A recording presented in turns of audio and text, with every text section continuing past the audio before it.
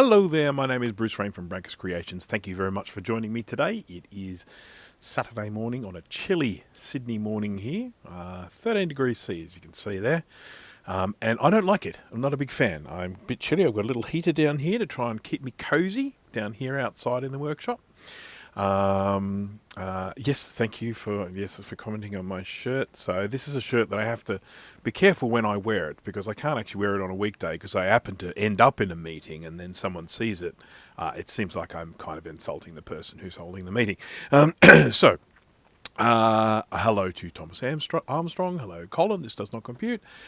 Francois is here. Gibbertronics is here. Welcome to Macintosh. Tevruden. Jared Burma. Jack68K. Patbox. Catbox. And I think that's it for that.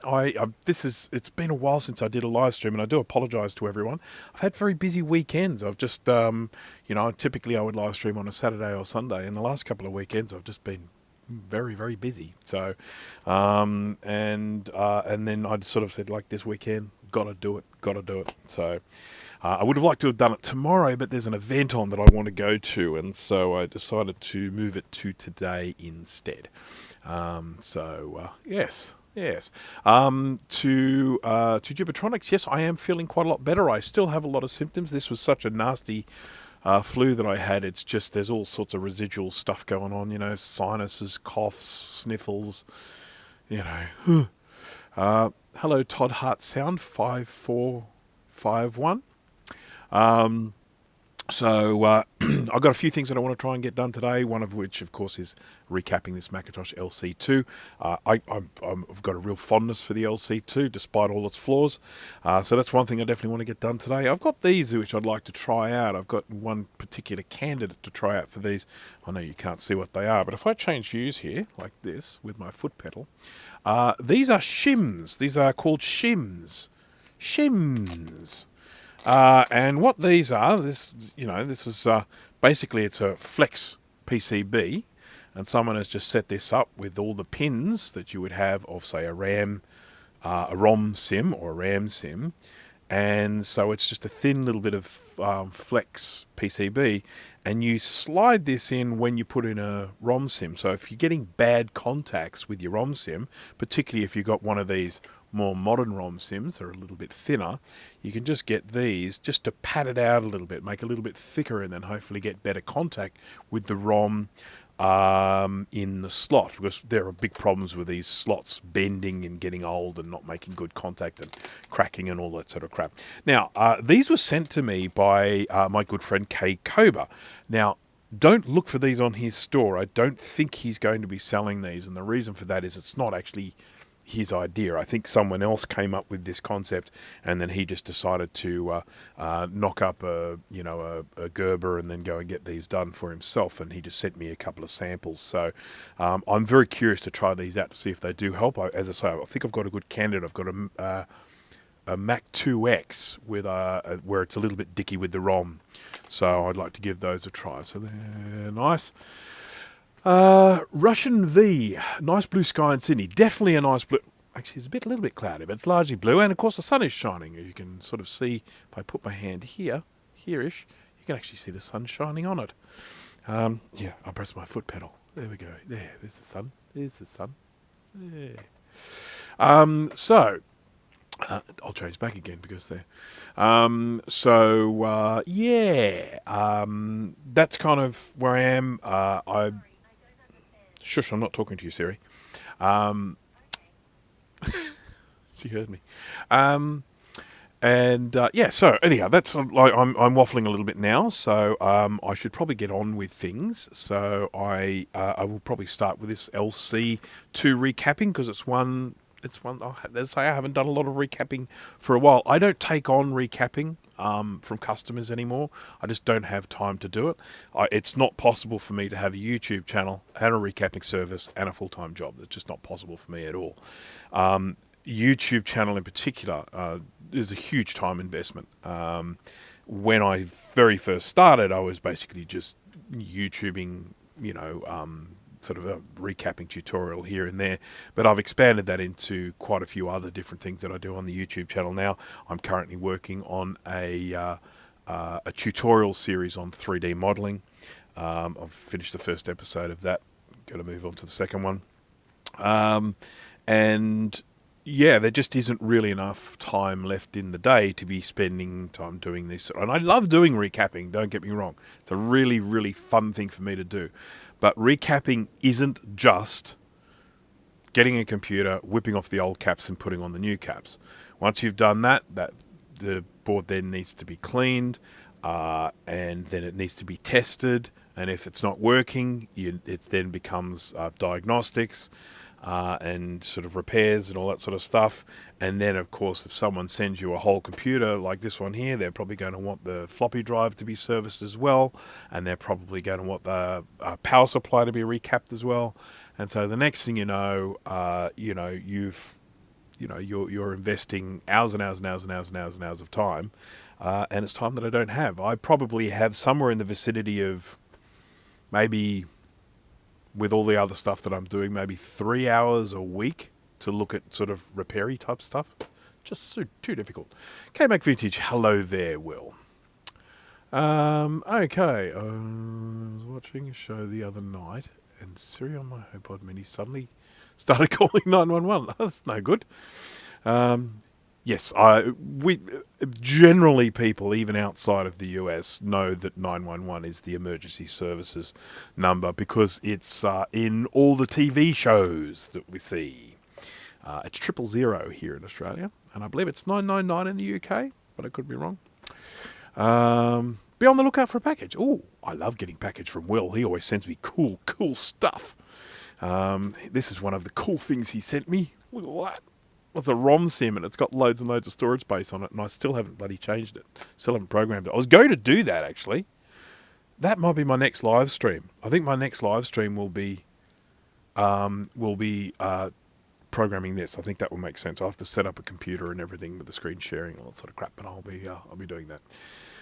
May I ask, what is your job? You certainly may ask that. I'm a web developer, self-employed web developer. So I work mainly on custom developments. So when people, they might have a website or something and they say, hey, we need to integrate this with our something or other so that we can do this and do that. And so I work mainly with the PHP language, PHP, JavaScript, that sort of thing. And so I build custom stuff on the web. And I also invest a lot of my time on a product that I built some time ago, which is a loyalty rewards program. And the way that works is you sign up for it and you become a member, and then you earn points, and it integrates with a point of sale system so that when someone goes in and buys something at the point of sale system, they automatically earn points, and then they can have a look on their app and see how many points they have earned. And then when they want to redeem them, they can go up and redeem points, and they scan their membership card and that sort of stuff. So yeah, that's what I do. So I'm not an engineer or anything like that, though I probably should have been, because I have engineers. I have a fairly large family lineage of engineers, so I probably should have been an engineer, but, break the mold, that's what I say. This doesn't look too bad on the inside. A little bit of corrosion here and here and here and here. You can sort of see a little bit of rust there. I generally just get rid of these RF shields for my own computers. I know that some people will probably say, oh, you're destroying it. But from my perspective, I really don't give a stuff about RF shields. So I tend to, if they're not nice, if they're not in good condition, rather than worrying about trying to restore them or anything like that, I just throw them away. This one has some pretty significant yellowing on it. I am not a big... there is something in there to work with the ROM, and you will like it even more. Oh, awesome. I like the sound of that. So this is yellowing, and as you can see, this would have had a computer on it at some stage, and I guess that's a shadow. It's a shadow going off there or something, or it was a weird shaped stand, who knows. But yeah, severe yellowing. It's never bothered me. I've never been one of these people that's like, oh, I've got to go and retro bright this thing. I appreciate things that look brand new, but as long as the case is intact, there aren't any cracks, snaps, or anything like that. When these little levers are gone, I get a bit upset. The little snap tab things when they break off. But as long as it's intact, I'm pretty happy. I don't mind when they have these sorts of things on it. This is a tracking thing. So whoever owned this was Optima Computer Technology, and it was Optima tracking number. And this one's 950100066. This LC2 came to me from a friend of mine who sort of gets hold of junk stuff, things, and then resells them and that. And he contacted me. There was this and a laser printer. I tried to get rid of the laser printer. I can't do anything with a laser printer. It's, I don't have space. So I tried to get rid of the laser printer, spoke to a few people and said, anyone want a laser printer? No, there were no takers. So I think he ended up either getting rid of it or taking it to the markets and seeing if anyone would grab it. It didn't work, by the way. So anyhow, he contacted me and I sort of saw that. I said, look, I'll grab this one for sure. I'm happy to buy this one. And I can't remember what I paid. It wasn't a whole lot of money, but I did a favour for him recently, so I think he gave me a bit of a break on the price. I did a screen replacement on his daughter's phone. So anyhow, this came to me. This is a really, really good candidate for recapping, and she'll see that in just a minute. So let's get rid of this lid. LC2, there we go. I'm going to talk a little bit about the LC2 as well for the fans out there. So let me just change my view here to top view, and I'll just zoom this out a little bit so we've got a slightly better view there. There we go. All right, so this is the LC2 here, 80 megabyte hard drive. It's the original Quantum 80 there, so I'll be really curious to see if this works. It's probably one of these models that has the rubber bumpers where that gets all sticky and it makes the heads jam. With those, you can usually get them working again, but not for any long term. I would never say to anyone, open it up, fix it, and then away you go, you're good to go. My recommendation is if these things are jammed and you manage to unjam them by lifting the lid off and everything like that, back up the data and then get rid of it because it's not going to last a particularly long time. Web development, 3D printing, electronics, and drowning in machinery. I'm not an engineer.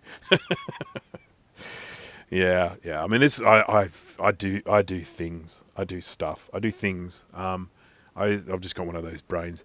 So 80 megabyte quantum hard drive here.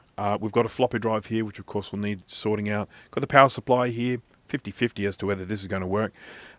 This is interesting. We've got 4 megabytes of RAM in here. We're taking this up to 8. You don't see these ones very often. I wouldn't necessarily call them rare, but you don't see these RAM sims as often as some of the other ones. You can see you've got 4 chips there and you've got this little square one here. They all look the same, 2 megabytes. These are 2 megabyte sims. They all look the same. They might have slightly different shaped chips, but they all have these 4 chips and then a little square one. And as soon as you see that, they're a 2 megabyte sim. So 4 megabytes on the board, which means we've got 8. You can take this up to a maximum of 10, which is, of course, one of the things that people do not like about this computer.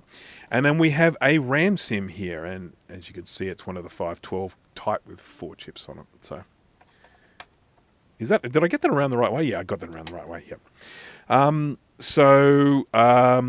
did I want to talk about? Came out in 1992, the LC2 was a replacement for the original LC. Upgraded, the LC was a 68020 chip. This is now a 68030. It's a 16 megahertz 68030 running at the same speed as an SE30. But this is a 32-bit chip sitting on a 16-bit bus. So this will not perform as well as an SE30. Designed to have a floating point unit in it, or the option for a floating point unit, and then someone said, you know what, our customers don't deserve that, so they never put in a socket. You will find a socket on, say, a Color Classic, but you will not find a socket on LC2. But that's my sneaky little upgrade that I always do to these. I put a socket on them. So we're going to do that as well today. I'm just going to check the chat and make sure that at least the plastic is better on these cases. That is exactly right. It's very, very true with these plastic cases. This is prior to when Apple started putting fire retardant in their ABS plastics. And remember, this doesn't just happen to Apple products. If anyone out there with an old Hewlett-Packard LaserJet printer will know that all you have to do is breathe on those and little bits of plastic break off them. So these plastics are pretty good, but they didn't have the fire retardant in them. And the later ones, so I think even LC3s, there are some LC3s with very brittle plastics on them. Now, I mentioned before, this has some RAM on board, 4 megabytes of RAM on board there. So you can actually take the RAM out and still fire this up. I don't think it has any VRAM on it, but I could be wrong. I think you actually have to have VRAM in this in order for it to fire up. But I'm sure someone will correct me. And as you can see, there's a little residual stuff here with these little pads, because the old LC didn't used to have plugs for the fan and the speaker. It used to have little metal tabs on the underside that had little metal things. It's a real pain in the neck. I much prefer like this with little plugs. And of course, you can see this has been liberated of its battery. And another thing you can also see is there is an option here for a second floppy drive should you choose to put a connector on there. 10 megabyte was an insultingly low RAM limit. Yes, it was indeed. Having said that, anything I was going to do on a computer like this, if I'm going to fire up an LC2 and I'm going to do some stuff on an LC2, pretty much everything I'm going to do is going to be within its 10 megabyte range. I'm not going to fire up an LC2 and try and do complex retouching. If I was going to do some nostalgic retouching on an old computer, I would choose a different computer, maybe I don't know, quite a 660 AV or something like that. So yes, it is 8 megabytes of RAM is a very it's not a very good thing. It's a fairly significant limit on these things. Now, is the LC2 the one where I'm supposed to stick the chip around the capacitor around the other way, or is that the LC3? Let me have a look. Nah, it's the LC3, yeah, that's right. I've written about that on my website. Okay, so I think I've covered everything that I need to say about the LC2, unless anyone else can think of anything. The only other thing I will say about the LCT, it's got a load of caps on it. Heaps of them that need to be replaced. I have a recapping guide. I will just quickly share my screen here. And if you have a look there, you can see this is my website, recapamac.com.au. It used to have .com, but I forgot to renew it. So whoever ended up buying that one after me, good for you. Then I've got a list here of the caps, and then I've got my cap guide, which you can zoom into here. This is one of my older guides. I have improved these a lot. This is an old photo too. This isn't a good photo. I should be getting a better photo of this. It's too late now. Poops. This is a crap photo. I don't know. I must have taken this one in a rush or something like that. It looks like it's only got one light source. Normally when I shoot my my logic boards, see, that's a better shot. That one's after it's been done, and that one I've actually set up the lights properly. Jay from the House of Moth is here. Dana is here as well. Hello there. Did you guys both conspire to arrive at the same time? Have you been talking behind my back? Hello. Thank you for posting that, Jay. I appreciate that. The old rake, he heard it. See, when I say recap a Mac, he hears it. Even if he's not watching the live stream, he hears it, and then he knows to come in and post something about the website.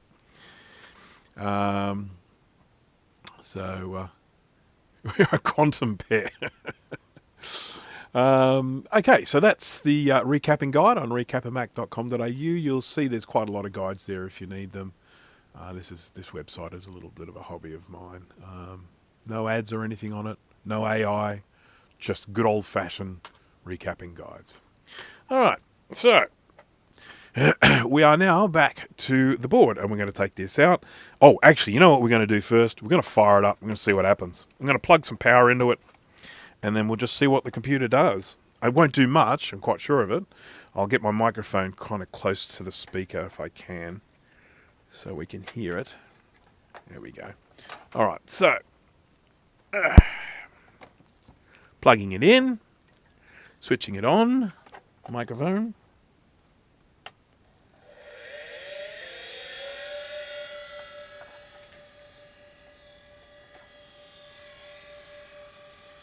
Doesn't sound too good, does it? That's the hard drive.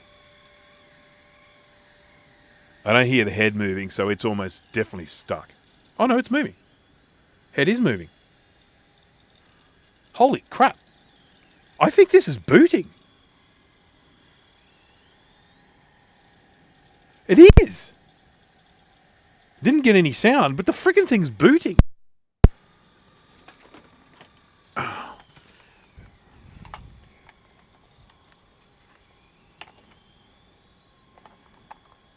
It sounds terrible, but, you know. This probably won't give me an image because I think these are a bit funny if you're not plugged into a screen right at the start. Power. Power. Source. Source. Okay, well, we're sort of there. I've got a grey screen. Sounds unbelievable. Anyhow, well, it definitely doesn't work. It's definitely not in the finest of conditions. So I think at this stage, I'll stop stuffing around and then I'll just recap it. Wow, that's a noise. That is a noise. Okay.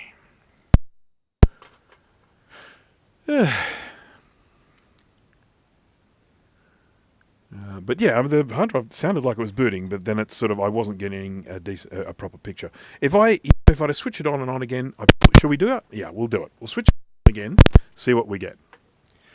It's Steve. If Steve is watching, he'd be so upset with me because I've now switched this hard drive on twice, and of course Steve is all about archiving, and he knows that every time I switch this on, there's a risk that it won't fire up again.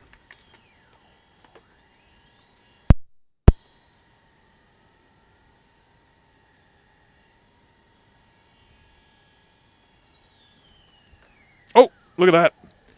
Look it. It is booting.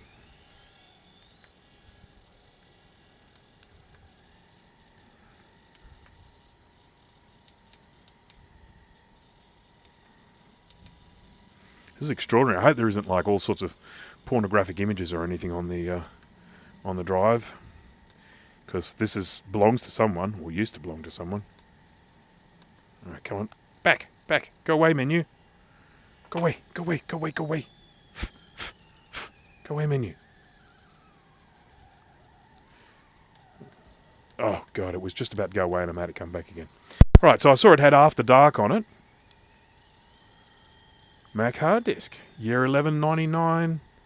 Fix uniform. What to bring? Eastwood 99. I grew up in that area. Oh, mic crackling noises. Oh, thank you for that, Joe. Just a sec. Just a sec. If it keeps persisting, let me know, and I will grab a different microphone transmitter. Okay, so let me just zoom in so you can actually have a look at this. So this was owned by someone who grew up in the same area as me, because I lived one suburb away from Eastwood. Yeah. Coke account 99. Now, I haven't got a mouse connected to or anything. I should probably do that. But Enzo, hello there. Got to hit the sack. Good night. Welcome to Macintosh. Thank you for joining. There are files in the trash. Look at that. That's where all the porn is. See if I can find a mousey.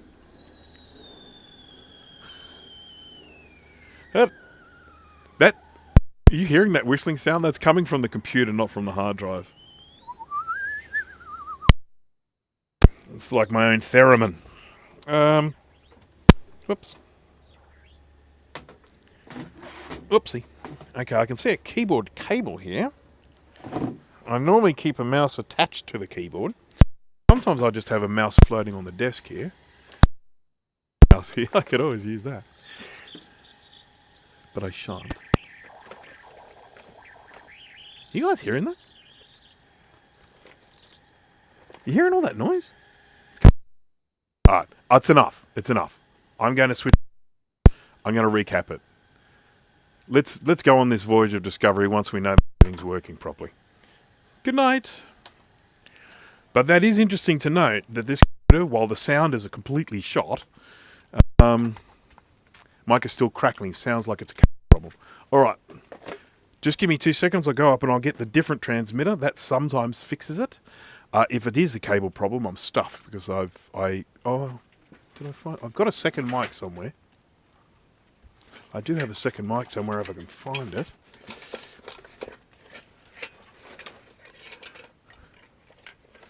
Okay.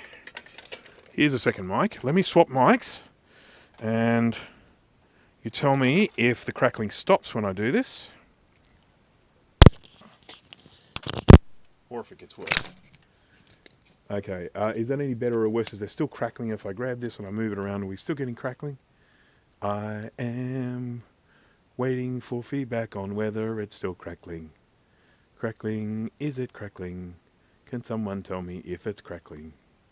Good now, okay. Get rid of this mic.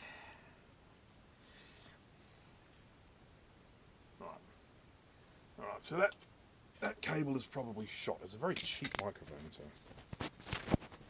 Just need to put a little cushion on so you don't hear all my hard P's. There you go.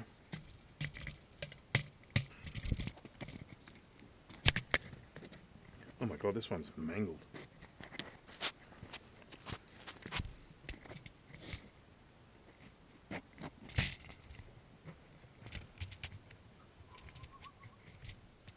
Getting there, everyone. Sorry about this.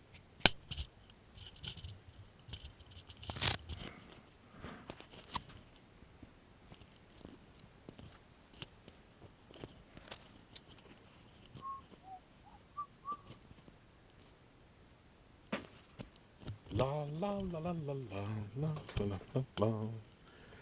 la la la la la la la la la. Ah. Well, it's got a locking connector, but nothing to lock to. The microphone, this particular wireless microphone, doesn't have the screw-in thing. My other ones do, but they're big and bulky. This is the nice little one. Okay, how's that, everyone? Is that workable? I need to do a little bit of bending on this, but yeah, smash it. Let's smash the like button. I'm going to press the button. Smash that like button. All right, sorry about that, everyone. That was very inconvenient and very unprofessional, but I do apologise. All right, so let's grab this board. Let's see what we can do to it. Going to unplug it. One of the big problems with these boards, I kind of commend Apple for making these things this way. It's kind of cool, but they made all of these boards of the time so that they all held in with these little plastic tabs like this here. So you've got to bend those tabs in order to make it come out. Now, with this LC2, you're fine, but if you're doing the same thing with an LC475 or a Quadra 605 with the brittle plastics, all you have to do is just touch one of these tabs and they snap off.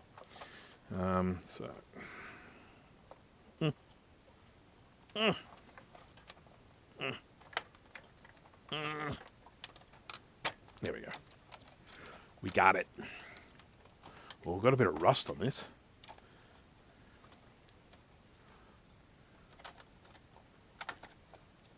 You've got to get this a little bit further because there's a little hole. There we go.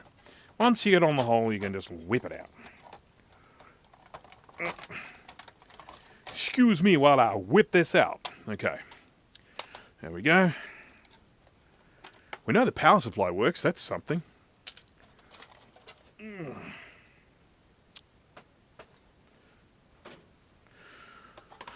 All right.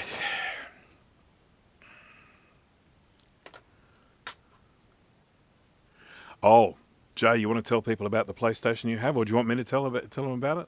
That's extraordinary. He sent some pictures of it yesterday. Someone sent him a PlayStation 3, did you say? PlayStation 3? I'm not big on my PlayStation versions. That wasn't working. And Jay discovered fairly quickly after opening up why it wasn't working.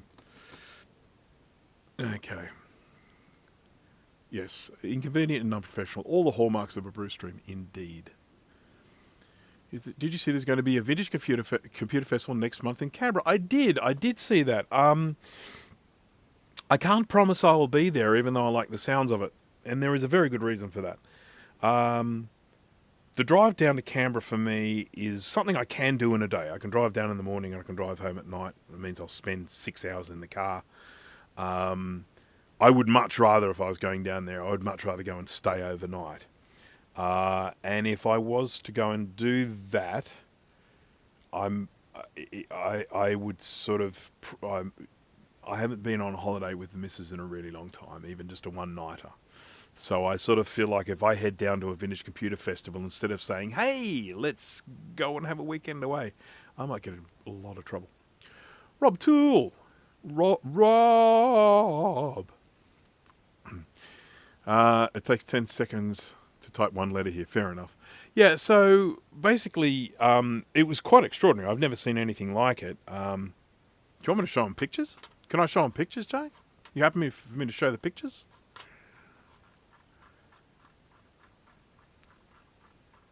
Here we are.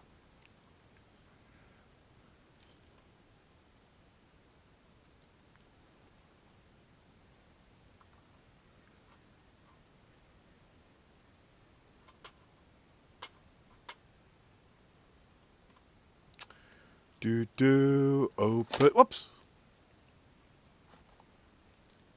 Quick look. All right. So I'm going to jump across here.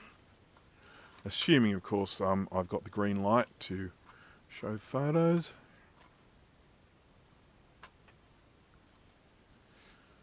All right, let's have a look at these pictures.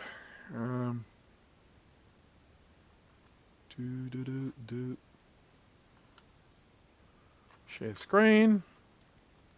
Let's have a little look-see. So, this is inside the PlayStation. That is...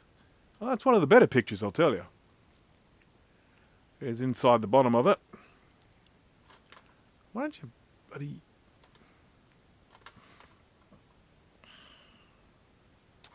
And... Yum. I can smell that picture.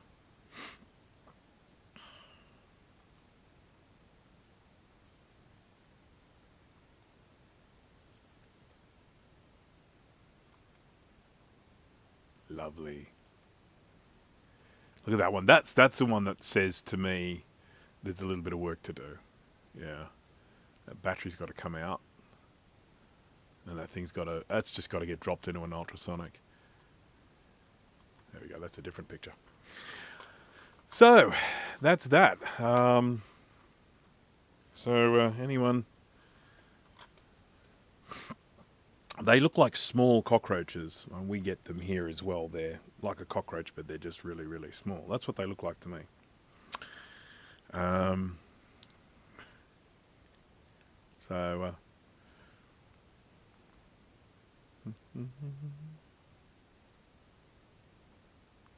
Okay, just checking. So the with something like a PlayStation, which I can imagine someone just putting near the TV and then leaving it on all the time, it's going to have a little bit of warmth inside, and little cockroaches, if you've got them floating around, they'll just be like, yeah, I like this house. It's dark, it's warm, yeah, let's hang out here. So, all right, so what we've got here is a Macintosh LC2 logic board with a fair bit of rust on this plug here, which is the SCSI port. I can always replace that. I've got plenty of replacement SCSI ports. These ones are a little bit harder to replace, these 19-pin ones, but this one ain't that bad. I could always take it off and hit it with a bit of vinegar or something like that. We know this works because it works. We did it. We used it. It's great. Fantastic. What more can I say? But we do have to replace some caps. I mean, you can see even just from, from this view here, where I'm not even particularly zoomed in. Well, there's gunk here, and you can see gunk around there. It's just gunk. It's Gunk City. It's scunge. It's gunge and scunge. And punge.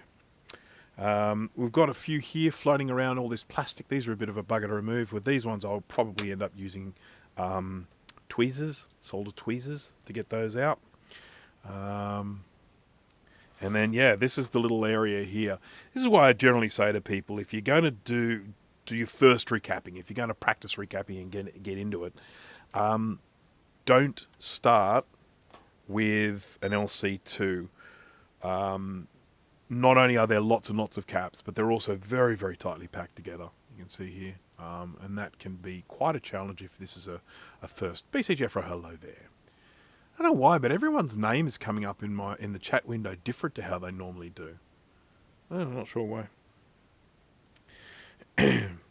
Now I'm going to be doing the work with this, the soldering work with this new soldering station that I've been trying out, which I've been very happy with so far. Weird thing with the grounding, tip grounding though, and I'll cover that in my video when I do it. But anyhow, apart from that, it is a really, really cool soldering station. I'm super happy with it. Much prefer it over my old crappy Hacko. That's not crappy. That's wrong. I shouldn't say that. It's not fair. It's served me very well over the years. But, boy, it's designed badly. Action Retro. Hello there, Sean. Welcome to the live stream. We were just killing time until you got here. So now I'm just going to go through everything. No, I'm only joking. I am about to start taking caps off this board. I need to try and find my solder tweezers. I found them. Didn't need to look hard, did I? So I've got my solder tweezers here. Here's my microphone that was crackling before. Be gone. And I will use these for removing these. So let's go over to a zoomed in view now. And how's that? How's that? Nice and clear. Good for everyone. Nicely. Yes, it's good. All right, I'm going to switch on these solder tweezers. That's right. You've got to press them and hold them down. I hate the controls on these.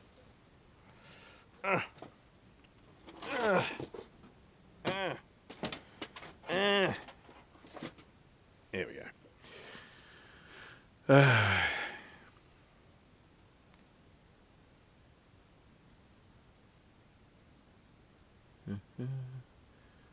Things wrong. The first thing I recapped was an LC2. Yep, wrong.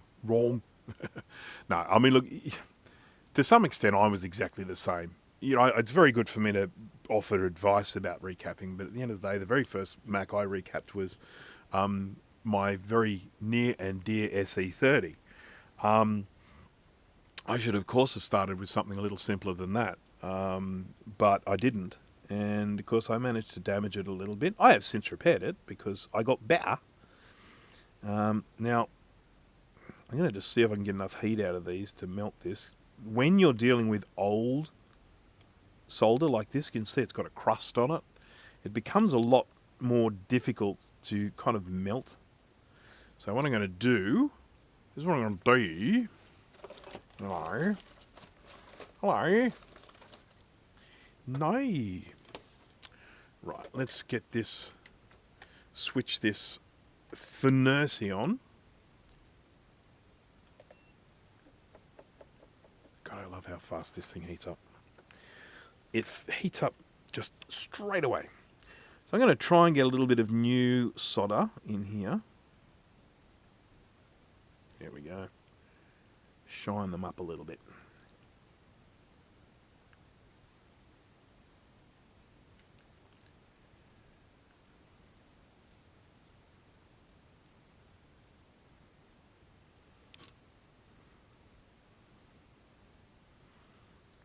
And of course, if I have no luck with this, and I start getting impatient, I will just get the hot air gun out and melt the plastic and say, stuff it.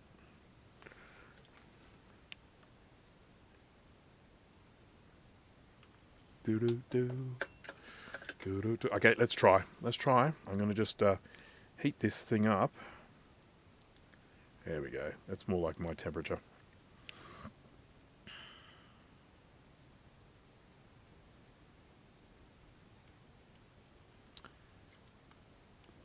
She's about to blow. There we go.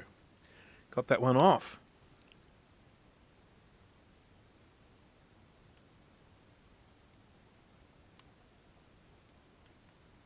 Hey, it's a good day. Ow. They're hot. Said it so many times before. Whenever I burn myself, I never burn myself with my soldering iron. I always burn myself with things that I have made hot with my soldering iron.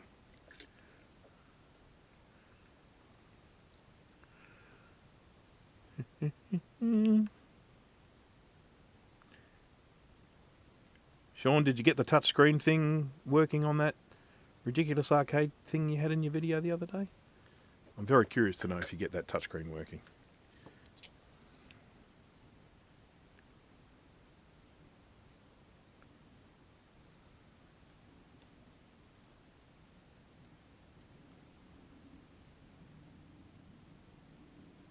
Oh, yeah, there we go. Okay, all the rest I think I'll just remove with the hot air. But at least those three, which are all clustered around plastic. I have no idea how to switch this thing off.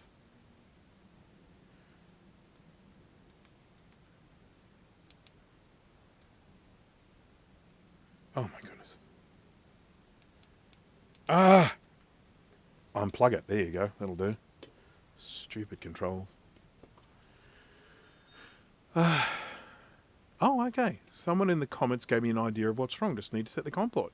There you go. Okay, that sounds like a piece of cake. I am all ready for the next video. Right, now the rest of these caps I'm going to whip off with a hot air station. I've got some little heat shields here to protect what bits of plastic are around. And then, of course, at the same time, this is mine. So I don't care too much if I melt a bit. I don't melt other people's boards, but I do melt my own. This is a really crusty looking cap here, this one. I do want to try and protect that serial number if I can. That's how I identify them.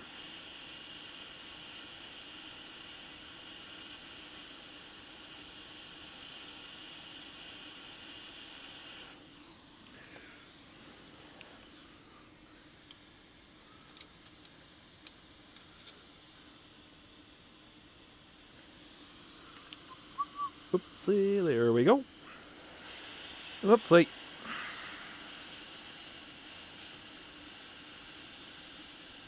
Now these ones are really, really crusty. Really crusty. And you can tell when I hit them with hot air, you can see all these joints are spewing out these little solder balls. And that's because there's basically a film crusty type thing on the top. And then the solder underneath that crust melts and squeezes out the top. And this is where you have to be really careful with solder balls, because sometimes little solder balls can work their way into little crevices, and you might suddenly find a solder ball like, you know, wedged between two pins here or something like that, and then your computer's not going to work. Well, there's a very good chance that it won't work. I'm very tempted to actually remove this chip, clean it and stick it back down, just based on how bad it is. Leo is here. Hello, Leo. In the middle of a meeting. It cannot be more important than this, surely. Surely.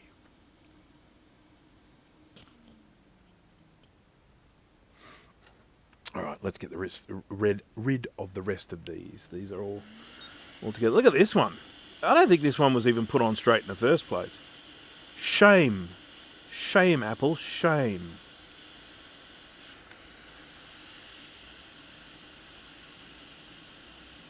This one is so crusty.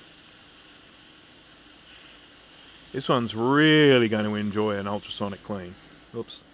I'm moving components. Let's leave you there.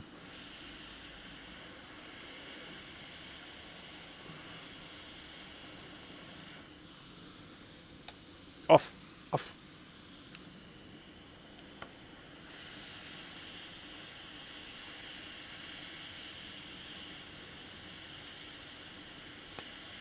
Oh, we got a popper.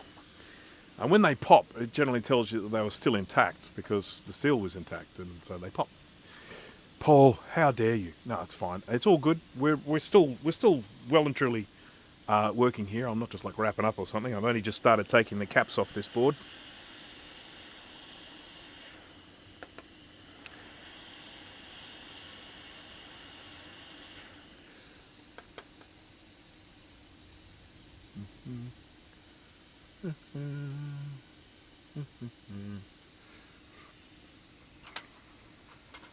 I'm definitely going to need the recapping guide on this one. There's no way I'm going to remember where all these go.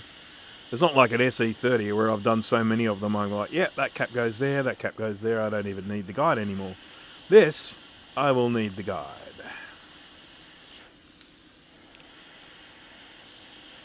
Might just stick a little bit of metal down here so I don't melt. Get it out of the way. Get out of the way. You cap, you. Nobody likes you.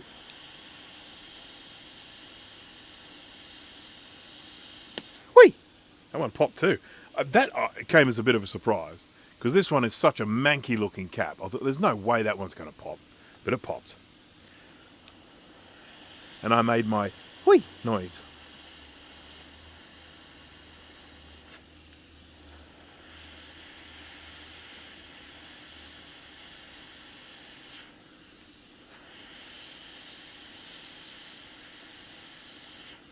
Look at this.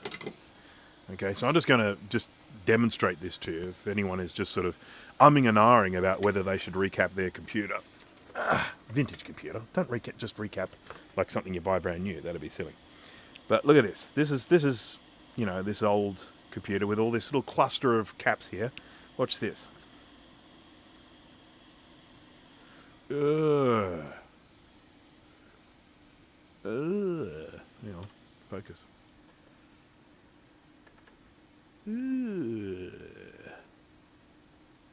That's the sort of gunk we're talking about.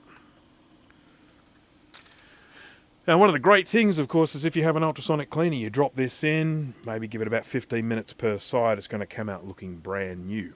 But I won't do that yet. I'll do that when I've got all new caps on here, because then it can clean all the excess flux off at the same time. Whoopsie. Where's my mouse? There it is. Sorry, I found it. I've got two screens here, one's vertically above the other. And sometimes when the mouse ends up on the top one, I lose it.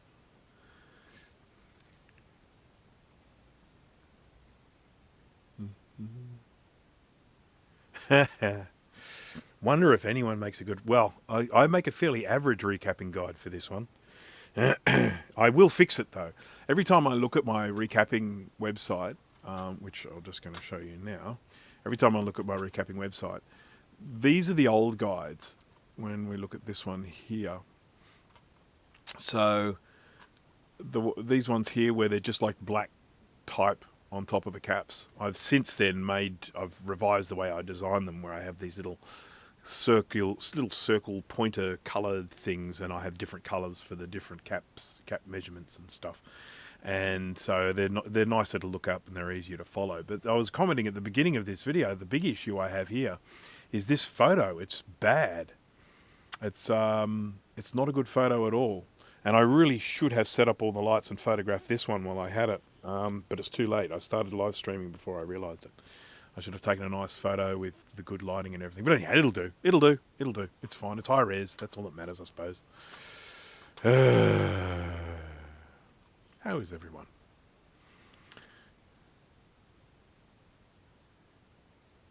Sitting in a hockey arena, they have the AC on full in the summer. I imagine so. Are we talking about ice hockey or grass hockey? Character of patina, indeed. It's not gunk and crud, Sean. It is gunge and scunge. So gunge is the crusty stuff and scunge is the liquidy stuff. And then punge is the smell. Alright. Time to start cleaning, everyone. Now I'm going to be using flux for this. The flux that I use is a Styri flux. Don't buy any other brand, in my opinion. There are links in the description. There's a discount code. I can't really speak highly enough about it. If you don't like the particular one I use, find one that you do like, because they have so many different types of flux at Styri. You will find one in their range that suits you. I use Styri ASM flux. It's the one that I like using because it performs the best for me. I'm very, very happy with it. But Styri ASM flux does have some nasty chemicals in it, so you've got to have good fume extraction. They have some other ones which aren't as bad in terms of fumes and stuff, like the Styri V5, very good one. The V3 is also very good. These ones here aren't as bad, so if you don't have good fume extraction, I'm not saying you should be sitting there inhaling the stuff, but it's not as toxic. So, and a very, very good all-purpose flux. I'll probably use both of them during this recapping, because why not? All right, so I'm going to start off here by dropping a little bit of flux, a modicum of flux onto these old pads, and I've got to get these looking like they are new. And the way I do that is with... Turn on. There we go. The way I do that is with flux and with fresh solder and heat. So I just get on here with some fresh solder and some heat, and I just keep rubbing these pads until the whole pad is accepting flux. If there's a little crusty bit and flux won't stick to it, no good. Got to clean it up. Hydra MA is good stuff. My new favourite. Hydra MA is great. That was one of the ones that performed really well and performed way better than I expected it to. I thought it was just going to be like a sort of flux that just like evaporates the moment you hit it with a soldering iron. But it was actually one of the ones that performed really well in my tests. So yeah, that is a great flux. That's another Styri flux, Hydra MA, and it's water soluble, so you can wash it off with water. So for all the people out there who don't necessarily have an ultrasonic cleaner or a big bucket of iso alcohol, you can just use a bit of distilled water. Always recommend distilled water over tap water because you don't want all those extra things staying on the board and potentially causing corrosion later on. Look how shiny they are. Shiny. Ice hockey. Okay, cool. When did British Leyland start to make computers? Pass.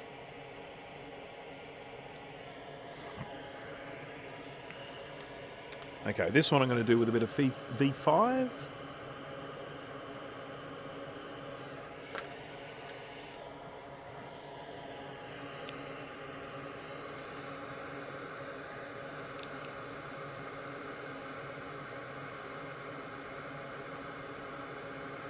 One of the things that I also really like about Styri is they've been very receptive. I have talked to them during the production of some of their fluxes, and I've told them, oh look, these are the things that I really like about your fluxes. I like this and I like that, or I don't like this, I don't like that, and they've made improvements. They've made improvements based on the feedback that I've given. And I sort of think it's pretty good to be having a company doing that. What's RO water?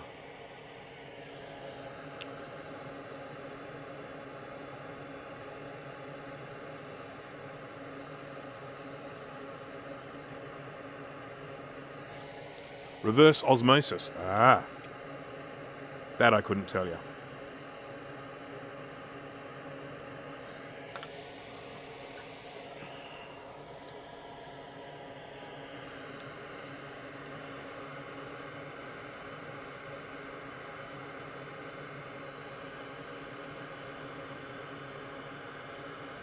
I have to confess, when it comes to the LC1, LC2, LC3, I think LC3 is probably my favourite, apart from the plastic case, the brittle plastic case. The LC3 starts to feel like a much more serious machine, whereas the LC1 and LC2, you know, they're very, very under spec.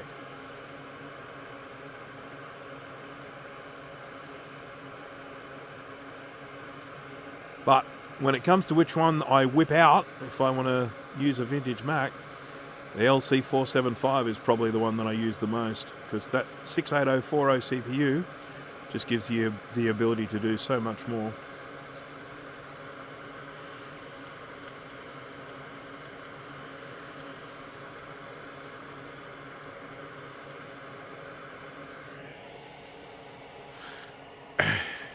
Our water is so soft you need mineral additives. Oh, goodness me.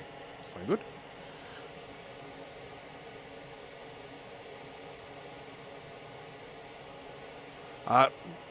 Anyone who wants distilled water, I did recently do a review of a water distiller. So I don't know if there's anyone here watching who hasn't watched that, but I'd recommend checking it out, because I've got to tell you, having a distiller at home is actually quite handy. Especially when you go through the amount of distilled water I use. For example, I have these two ultrasonic cleaners. I've got a 10 litre one here and a 30 litre one here. I use distilled water in them. I have a detergent added to it as well, but I start off with distilled water. Carting home 30 litres of distilled water is a real pain in the backside. So actually, I know it takes a little while to distill it yourself, but at least I can.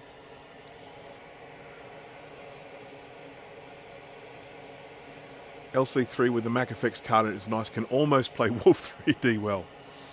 Yes, I mean, you can play Wolf 3D on all these things, you just can't play it very well, can you? So,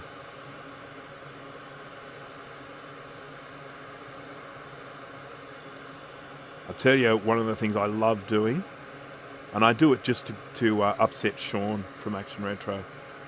This is a joke, of course. is I love playing Wolfenstein 3D on my Grayscale SE30. It actually feels really weird playing Wolfenstein on an SE30.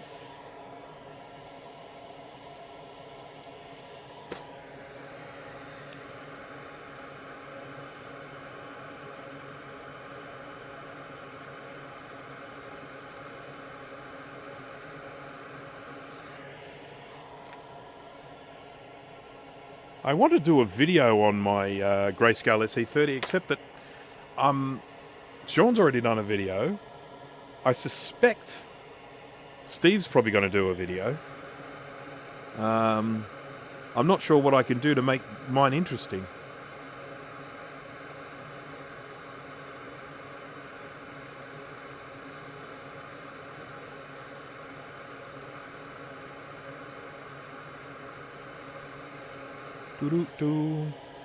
I have my trusty Fume extractor on at the moment, in case you guys can't hear it. I'm sure you can, but makes me feel a little bit better about doing all of these horrible toxic things.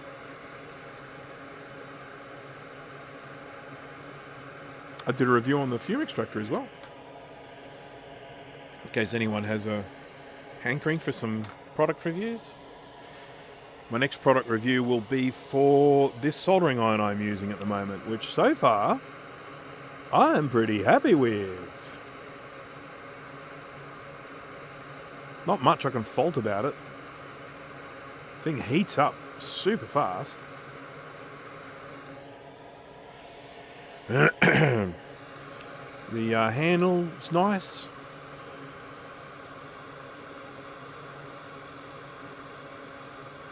It's got cartridge tips.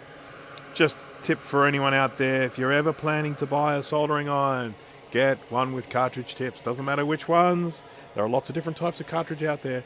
Get one with cartridge tips. Rudy, hello there. Welcome.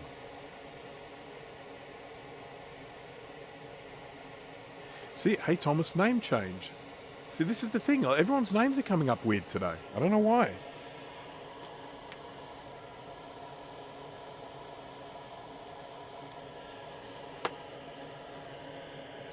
Right, so they're all cleaned up. I mean, you know, within reason. I'm going to clean some gunk off them. Let's get some iso alcohol here and give them a bit of a rub.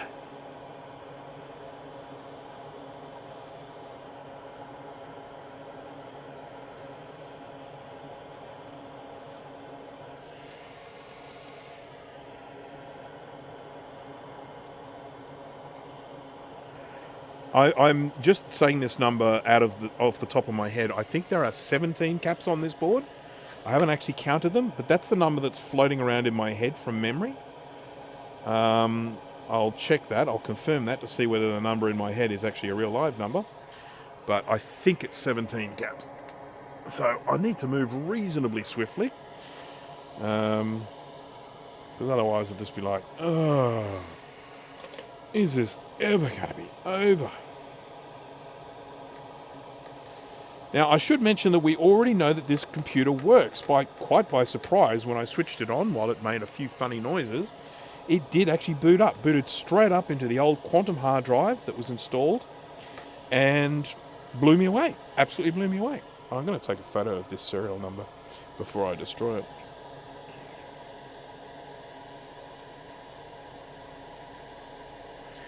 I need to keep a record of these things to make sure they're mine. Hello, Infinity 5750.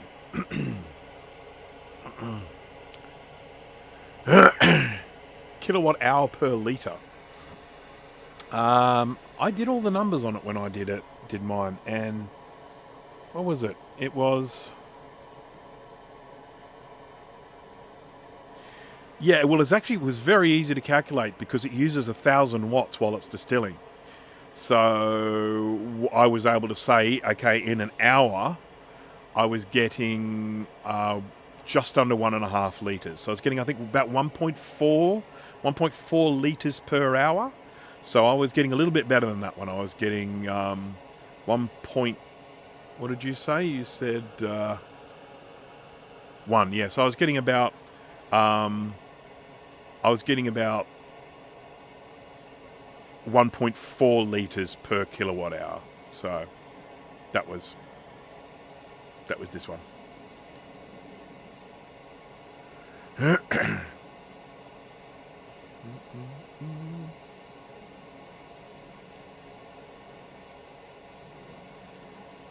Yes, you're correct. The dehumidifier will produce distilled water, as does an air conditioner. When it's the water dripping out of the air conditioner, that is also distilled water. All you have to do to make distilled water is turn it into a gas and then condense it back into a liquid. But yeah, I mean, I probably wouldn't be inclined to drink that either. Because the main reason why I got a distiller wasn't even necessarily for distilled water anyway. It was for distilling isopropyl alcohol.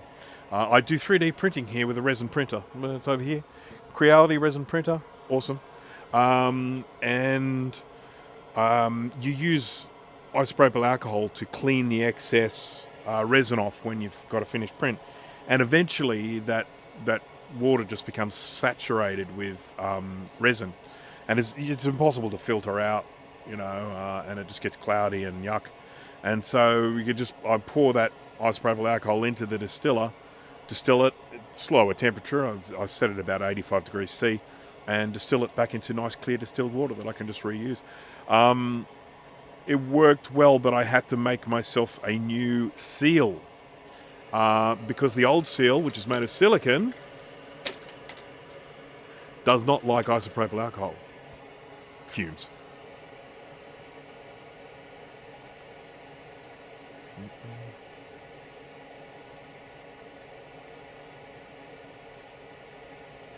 Right, alright, that's enough about distilled water.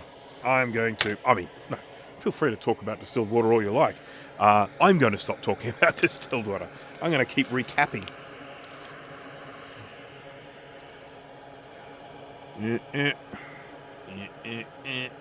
Right.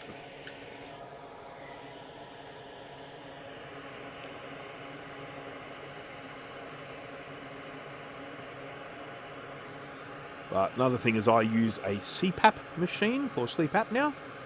And the CPAP machine is recommended to use distilled water in that as well.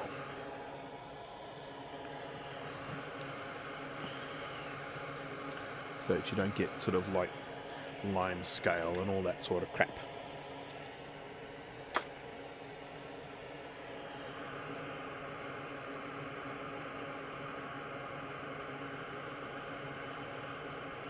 Lovely, clean pads. So when we fired this up before, we didn't get any sound. We were getting weird noises, like squeaky weird noises that were just going all the time. I feel quite confident that when I finish this recapping, we will get sound back. Just going to scrape some of this crap off. Wasn't coming off as easy as I would have liked. So that's when I get out my trusty scalpel.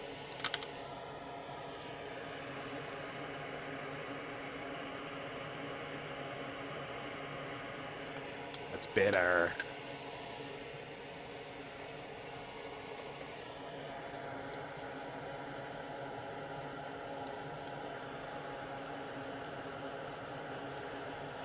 Right, well, I'm pretty sure that's all of them. So I am actually going to count them now as 3, 4, 5, 6, 7, 8, 9, 10, 11, 12, 13, 14, 15, 16, 17. I was right. My brain remembered. 17 capacitors. Let's get capping. Where are my caps? What? Only I would do that. Only I would stick these containers in with the labels facing the wrong way. Right. Oh, I'm going to need to get some more caps soon. I need some more of the 4716 variety. Right, so we're going to start off, when I do these, this is just the way I do it. You don't have to do it this way, it's just the way I do it. But whenever I'm doing the recappings, I generally start with the fewer amounts first, and then the moster amounts later. So I'm going to start off with my 1 microfarad 50 and the 106.3. So the 50 is up there, and the 106.3 is there. Okay, so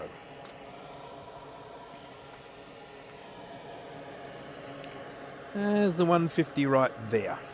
I'll just scrape these a little bit.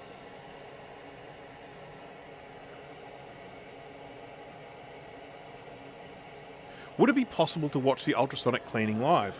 That is a maybe. I don't really have cameras pointed in that direction. I'm not sure how I would show you because it's sort of, to see it cleaning you have to kind of look downwards. So I'm not quite sure how I do that. I will switch the cleaner on now though, because it's not even on at the moment. Yeah. You can go. Oh God, just even trying to get to it, that's difficult. Yeah.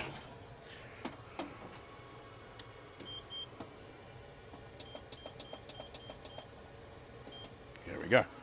The water is in the process of heating up. I've kind of trapped myself here. I put the computer in the path of getting out of here. There we go. And of course the other problem with the ultrasonic cleaner is it makes the most horrible noise that microphones hate.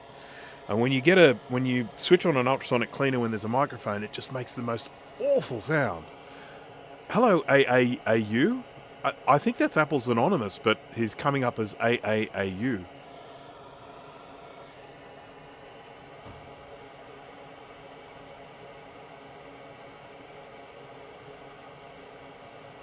You install it. What word do Aussies use for that? The link in the bike chain when you install it. What do Aussies use for that? Okay, what word? It's on the tip of my tongue. Yeah, it's not just doing it to you, Nick. It's doing it to everyone.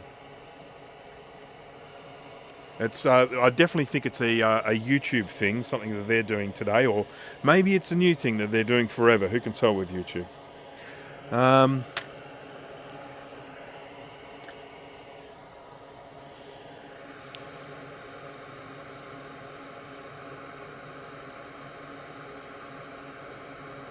Okay, there we go.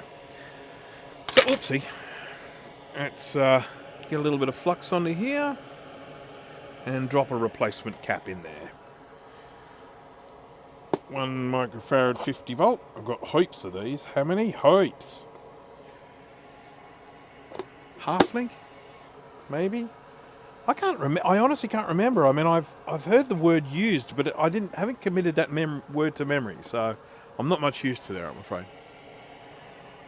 How dirty is the board? Very, very dirty. Let's just change here to this view here. No, this view here. And it's very dirty. And we're about to stick the very first new cap on. Jeff is here. Hello there, Jeff. Recapping time. Backlog of 4 Macs to recap now. Wow, that will be fun for you. I actually love recapping. It's something that I really enjoy doing. One of the reasons why I kind of live stream it, you know? So yeah, I mean, this is gross. I mean, look at it. Have a look at how dirty this board is. It does work, though. I fired it up before, against my better judgment, and it fired straight up. It booted, and it turns out that this was owned by someone who lived very near to where I grew up, about 1 suburb away. And it looks to me like some of the documents they worked on last were in 1999. So that would suggest that this computer potentially hasn't been used for 26 years. Your solder wick skills are enviable. Thank you very much. I appreciate that. This, I'm not 100% certain this would be from a smoker's home. This could just be, because as these capacitors leak, they leave gunk on the board and then stuff sticks to the gunk. Right. So, and you'll be amazed what this looks like when it's cleaned after with the ultrasonic. I generally don't do ultrasonic cleaning on my live streams. That's kind of, I've very rarely, if ever, I've maybe done it once or twice, and it is mainly because of the noise. I find it extremely annoying, and yeah, it's kind of very hard to demonstrate. I mean, I have filmed ultrasonic cleaning in some of my other videos where I talk about it, and then I just drop in a little bit of footage of it. Do you pressure washer cleaning? Do you do pressure washer cleaning on the stream? No, I do not. I do have a pressure washer, but I don't do pressure washer cleaning. You know, with a board as dirty as this, it would actually make sense to just give this a wash with some soapy water under a tap first, or under a faucet first, and then drop it into the ultrasonic cleaner, because there's so much gunk on this. This is going to end up with gunk sitting on the bottom of my... It's going to make my ultrasonic cleaner water dirty, and it'll all sink to the bottom and look awful. I'm sitting here thinking, what am I supposed to do next? It's a while since I've recapped. Oh, I dropped my tweezers. That's what I do. Okay. These tweezers that I use are actually made by Hacko, the same people that make the soldering irons. They're these very, very fine precision ones, and they are so pointy that I have occasionally drawn blood when I stab myself with them. Right, first cap down, underway. Job started is a job half done, so now it's time for a break. No, I'm only joking. Now we need a 100 microfarad 6.3 volt. What did I drop this time? I don't think it was anything important. 100 microfarad 6.3 volts. These are all very common sizes. If you're going to be working on these Macs, you're going to want these sizes. You're going to want 1 microfarad 50 volt, 47, 16, 100, 6.3, 10 and 16. Very, very common on all of these. Okay, so this one goes behind the two sockets here. So you've got your audio in and out, just here, and then sitting behind there, right there, that's our 100 microfarad 6.3 volts.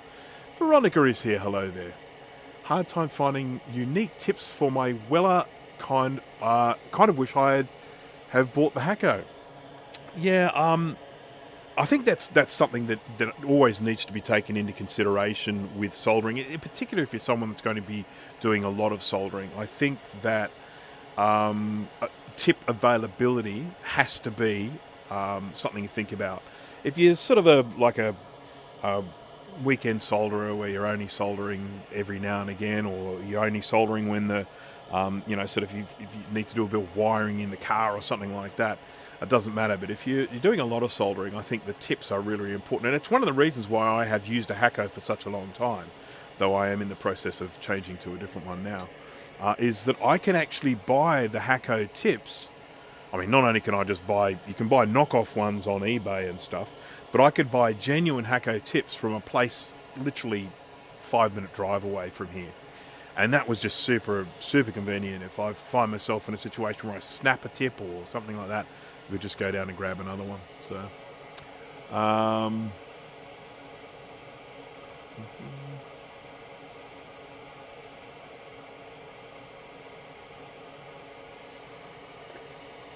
this one that I'm using at the moment, which is a Fnercy DWS 200, it actually has two different handles, comes with two different handles and two different types of tips. And they are the C245 and C210, if my memory serves correctly.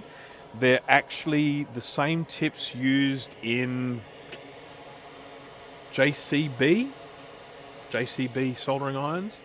So there's a fair bit of availability when it comes to getting these tips. And they heat really fast.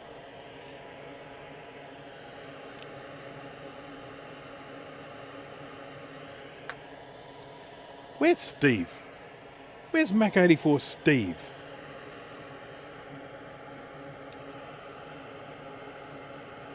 Is he trying to tell me that he has a life doing things? Goodness me. He's supposed to be turning up at my live streams. Now this one here is a little bit tricky because you see how close that end is to that bit of plastic there. It's going to be a little bit tricky getting a soldering iron in there without melting that that headphone socket. The way I'm going to do that is I'm going to use a very specific tip for that, which I just need to find here. Not that one, not that one, not that one, not that one, not that one, not that one. It's there. Oh, I already have it out. So there we go. I've used it before. So again, this is one of the reasons why it's great to have a soldering iron where you can remove the tips while it's still hot, which I'm just doing now. And I'm just grabbing a new tip. I'm going to pop that in there. And this tip is a curved conical. So you can see it comes to a point, but it's got a bend in it. And I'm hoping I'll be able to squeeze that in there. But we'll see how we go. I'm going to do the other side first. As I always say with recapping, do the difficult side first. Do the easy side first. Do the difficult side second. Yeah.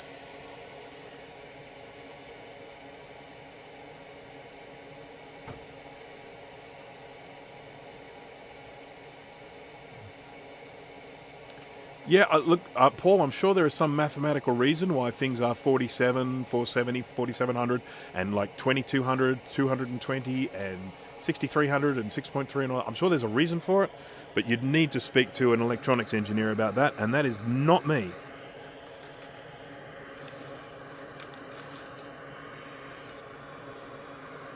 Right, so I'm going to solder this one kind of a little bit further down this end because I need a little bit of space on the other side. So just going to get that there. Okay. Great. Nice. And then hopefully I can squeeze this in here without melting anything. I have to confess, I prefer the curved conical on the Hakko. It was a bit more curved. I mean, there might be a more curved one I can buy. I just need to look around. But the curved conical that I use on the Hakko was this one. And look at that. You can get right in there. Look at that. Look it. Look it. So I may look and see if I can try and get an equivalent one for this.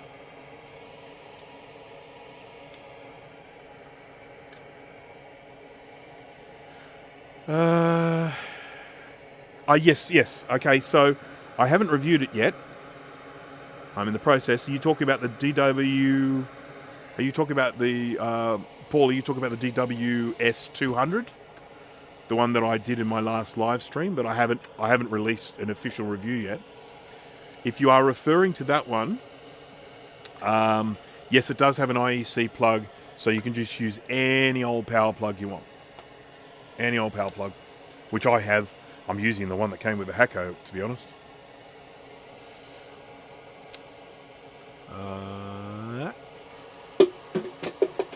Sorry, that was just a plastic container falling on the ground.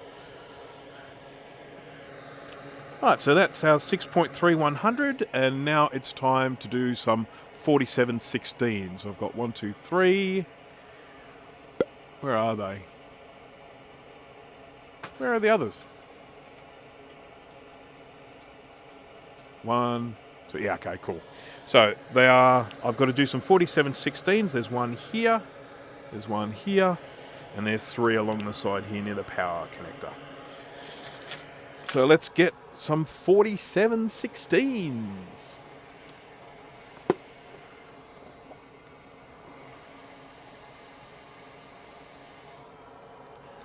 1, 2, 3, 4, 5.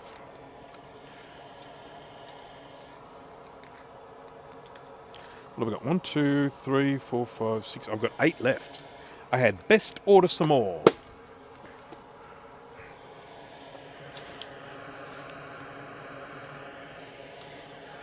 Alrighty. More soldering. Now, I usually mention this when I'm doing recapping videos. I haven't mentioned it until now. I'm going to mention it right this very second. And that is that I'm replacing electrolytic caps with tantalums. And there's a big difference with tantalums over electrolytics, and that is that electrolytics have a stripe on them, and the stripe is on the negative side, whereas with tantalums, the stripe is on the positive side. It's just designed that way to confuse us. We love Scotch, thank you very much for that. Need to try Metcal RF soldering goodness.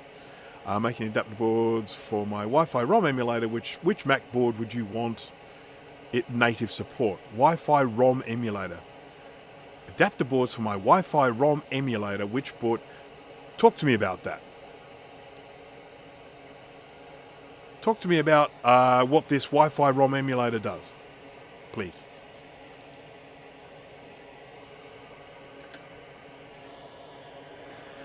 Because I know not of the thing you discuss.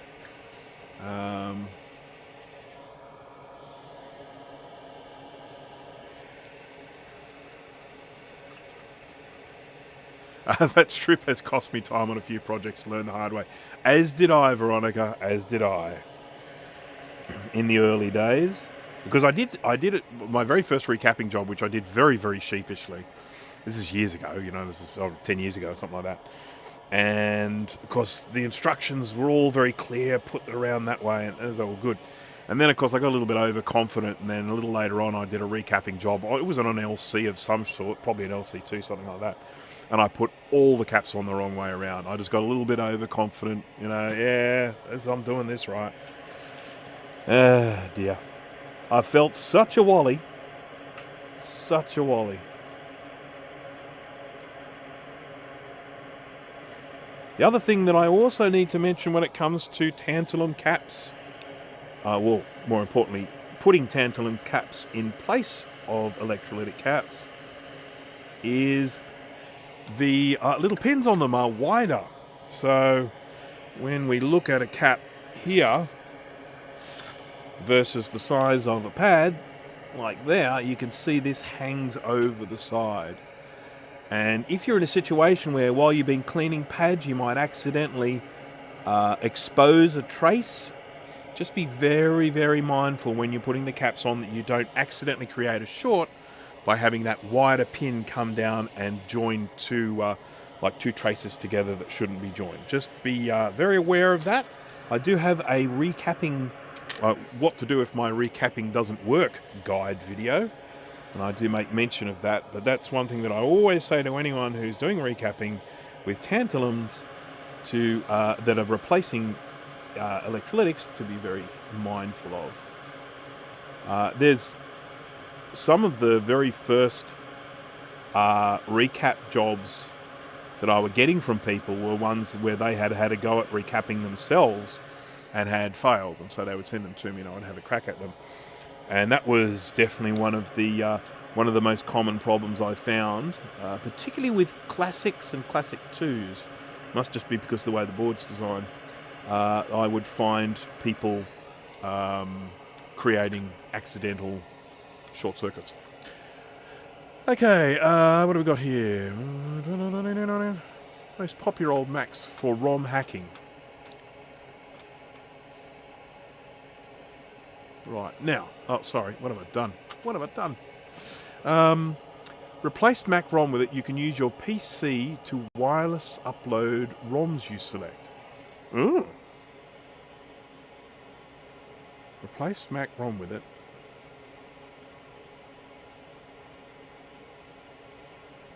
Do you think we will ever have a nice PCB at home machine?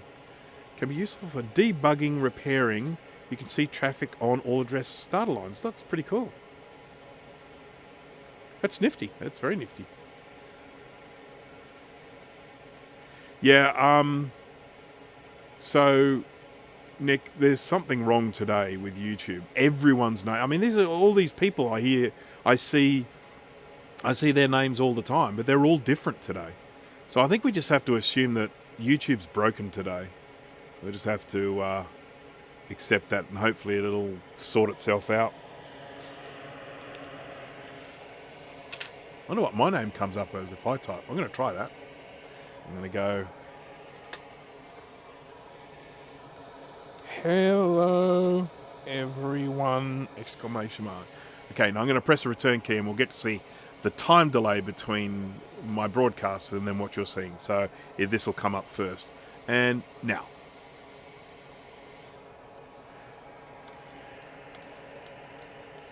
It's about 4 seconds, I think. Oh, yeah, mine seemed to come up right.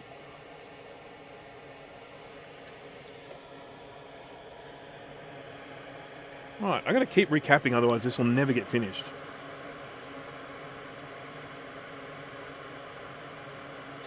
Some people use the next size down of cap for these ones, which I can understand. They're probably a little bit easier to stick on, a little bit more pad to work with. I'm quite happy with this size. I like the look of this size. Don't ask me why. Okay, there's those 3 done. Now we come over here, and we've got to drop one into this one, and to this one. All the rest are little ones. They're all little ones, little teeny weenies. So it's only the 2 big ones that I've got to do here, which are 47/16s.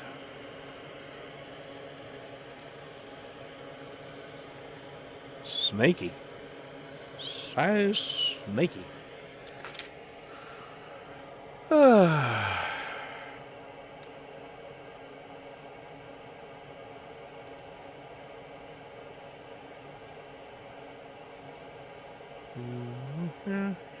Yeah, I mean, there's a fair point that's being made is that with companies like PCB Away and JLC PCB,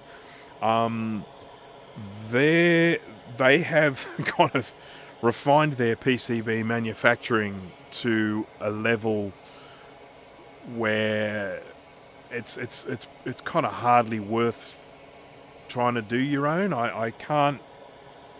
Yeah, I mean, I guess I can see the appeal of being able to do your own if you're talking about a little simple one, but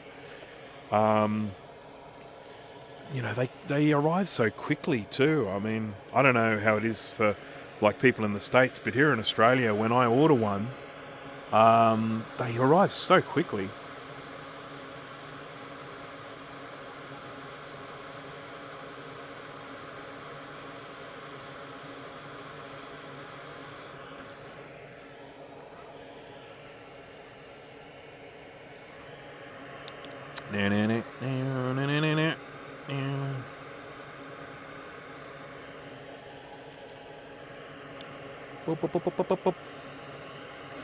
We're getting there.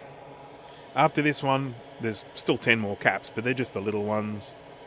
And I will hopefully start getting into a bit of a rhythm with them and get them done fairly quickly so that people don't start getting bored out of their brains. Watched a documentary the other day on Netflix. I don't know if anyone else has watched it. Called The Poop Cruise. It was basically about one of the, what were they, the Carnival cruise lines that happened in 2000 or something like that. Might have been the 90s, I'm not sure. It was late enough so that everyone was taking video footage with their phones and stuff, but it's only an hour-long documentary, but I found it very entertaining. It's pretty gross, but I found it very entertaining.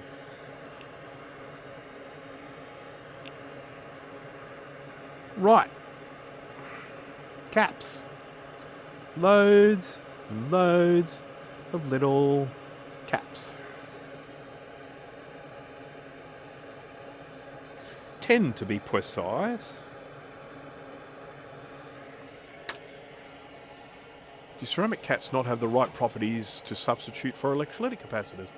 Yeah, well, ceramic caps are non-polarized. So I've seen people do them, and I guess they've probably, I guess, made a judgment call when they've done it. But typically, when you're replacing capacitors, you replace polarized with polarized, and replace non-polarized with non-polarized. So you could use ceramic caps for some of these, not all of them, but you could definitely use ceramic caps for some of them, as in they do make sizes of them. I wouldn't use them, but they do make the right sizes. What am I looking for? 100. So I've got a lot of these. Why have I got so many of these? Oh, and I got little tiddly ones. I bought these by accident. I bought these caps totally by accident. So, yeah. I make mistakes. 1, 2, 3. I made a few. 4, 5, 6, 7, 8. Just got to check here. I think it's 10. 10 micro 16, 10, yep. 9, 10. 1, 2, 3, 4, 5, 6, 7, 8, 9, 10. There we go. That's all the caps I need for this.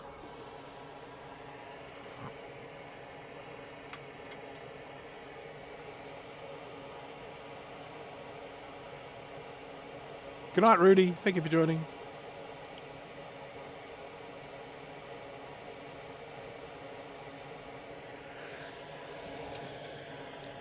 I use tantalums on these because I have been, I've just been doing it for such a long time and I've never had any issues with it, so I use tants for these. I have occasionally had requests from people where they've said, can you please recap them with electrolytics, because they'd rather have electrolytics in place. They prefer the look of them, and that's fine. No complaints from me. But when I do that, I usually replace them with hybrids. So polymer hybrids, so they don't leak. So they'll have a much better lifespan. Sorry, out of camera view there.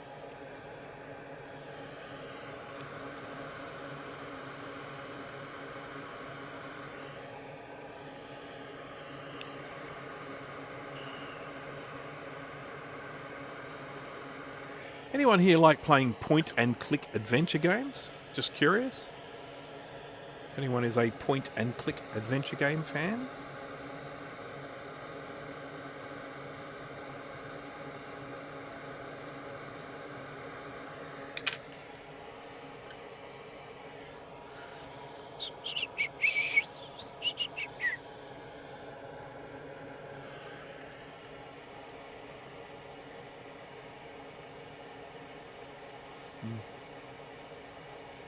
Not sub. I don't know Submachine. I do not. Ah, yes. Jay is a big fan of the old Unreal Tournament game. So I much prefer playing games where you are wandering around but no one's trying to kill you. That's definitely my sort of game. I used to play a lot of Doom when I was younger, but I've not really been interested in any first-person shooters since then. Played a little bit of... I played Duke Nukem. I played a bit of Wolfenstein. The thing I loved about Wolfenstein was the level editor. I used to make my own levels with all sorts of stupid things in them.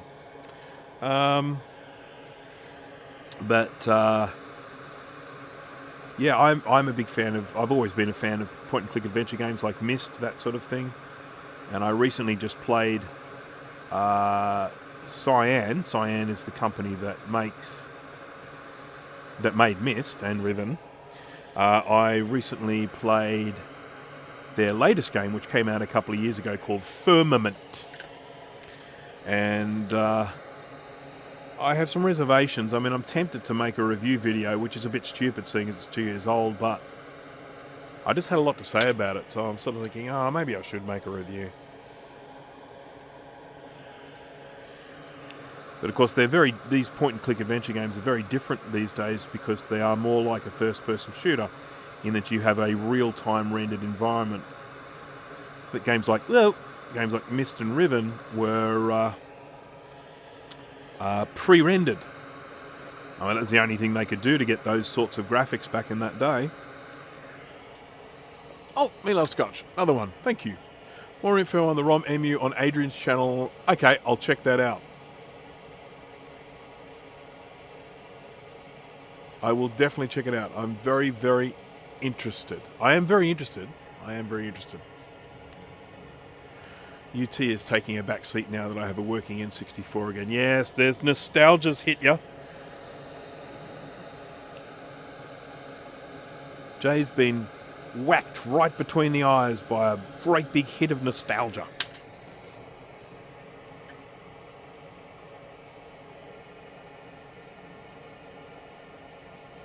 So the point-and-click adventure games that I have played, I've only played a certain amount here, and of course I played a lot of games at a certain time in history. So, you know, like, because I'm old, keep that in mind. But I played Myst and Riven. I've played Myst 3 Exile. I've played Secrets of the Luxor, Zork Nemesis.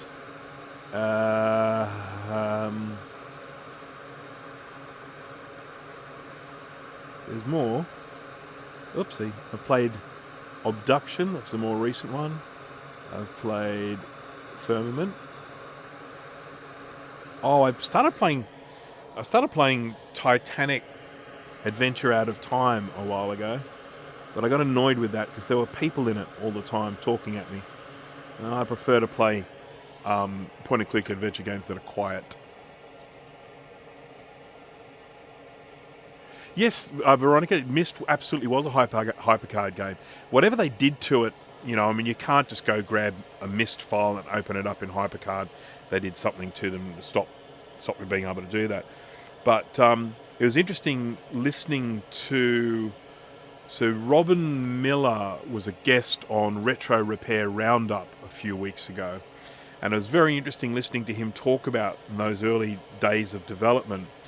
Because what they were doing was so significant, and Apple was kind of experimenting with a lot of things that they were doing, they were actually able to get Apple to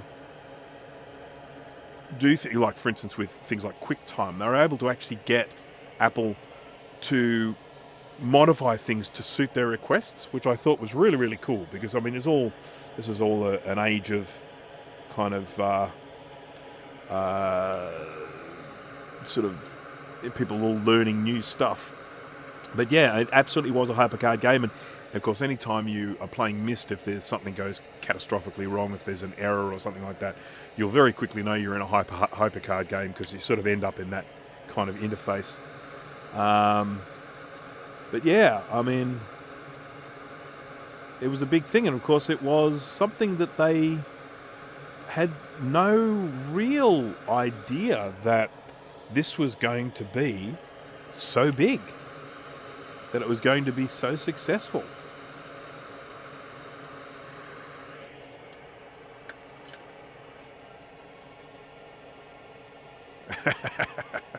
Yeah, that's my shirt that says, I survived another meeting that should have been an email. I don't think there's much doubt that in this day and age, wow. I'm just watching, this is showing some really, really old stuff up here of my live stream. It makes it look like I'm live streaming like an hour ago. Anyway, that's YouTube for YouTube's, I think, a bit broken today. Yeah, when COVID came along and a lot of people ended up working from home,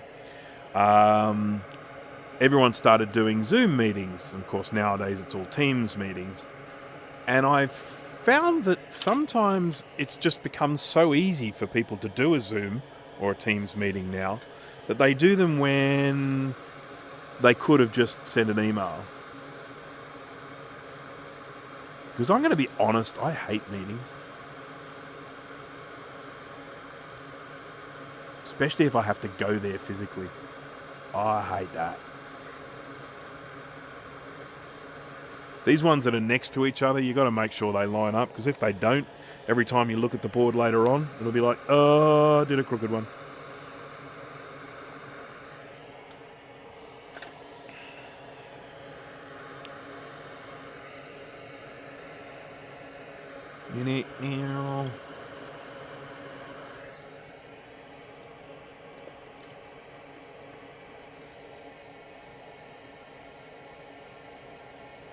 I wonder how many people do meetings for their own ego and not to be productive. Yeah, a lot of people do like the sound of their own voice.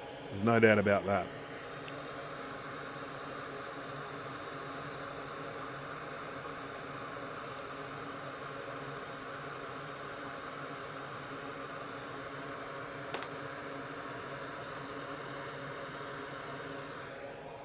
And I hate corporate speak as well.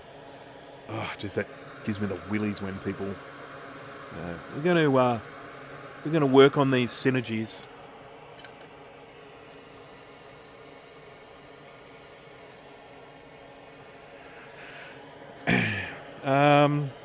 Two more caps to do, and we're done. And here they are. And then I'm going to fire it up and see if it works. And then I'm going to do my sneaky little upgrade.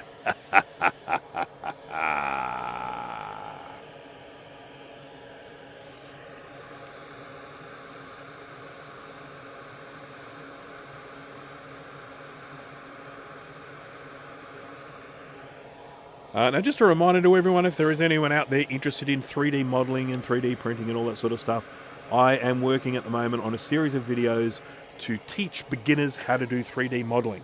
So if that is something that you're interested in, look out for it. It's coming soon. I've already done the first episode, but I do want to release the first and second episode at the same time, and then I'll add more to it after that.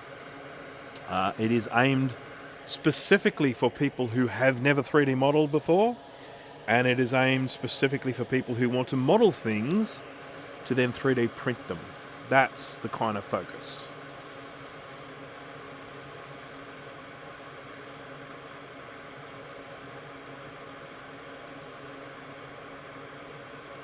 And hopefully they don't suck.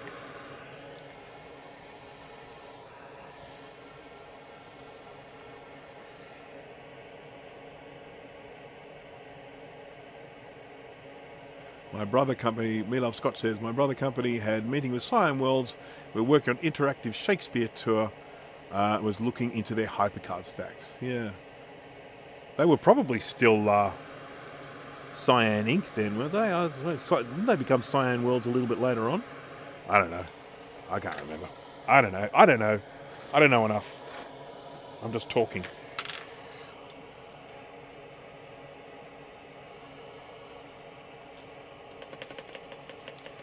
You caught me just when I'm starting to study 3D modeling. You cover a lot of my interests.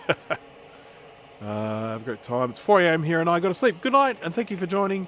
Todd Heartsound 54551. That's probably not your normal name because everyone's names are weird today.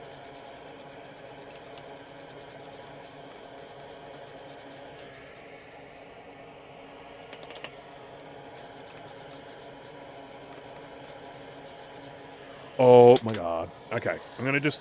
I did a little bit of a clean here with isopropyl alcohol. Not a hardcore clean, just to get the worst of it off. Just for me to do a test. A testeroni.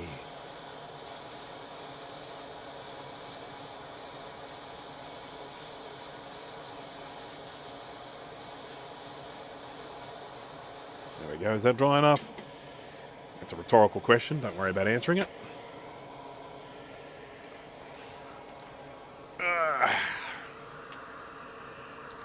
Ping, ping, ping. Alrighty then.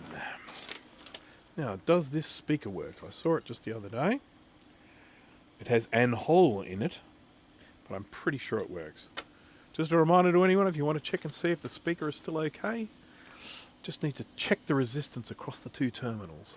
And it should be somewhere around the impedance of the speaker. This is a 63 ohm. That's definitely from an Apple if it's a 63 ohm. And so I'm going to just put this onto resistance. I'm going to measure across here.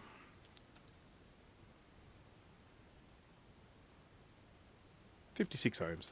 Close enough. Okay, if it's open, chances are it's gone.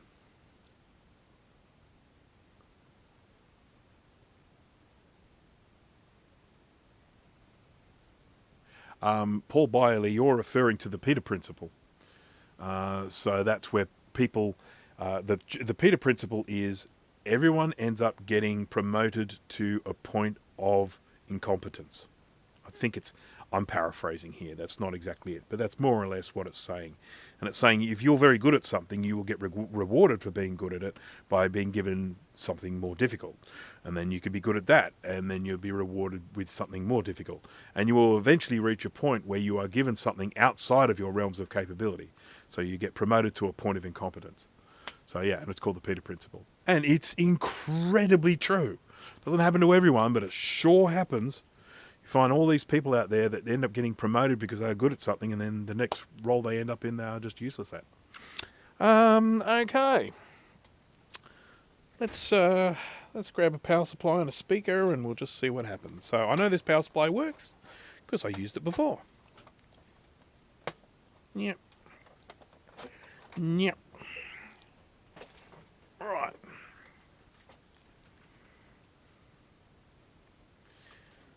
Two of my favourite things, Peter Principle and the Dunning-Kruger effect. Love those. Okay. Power supply. Speaker. Computer. Ready for a test. Just got to make sure I'm not shorting anything with the metal of that speaker.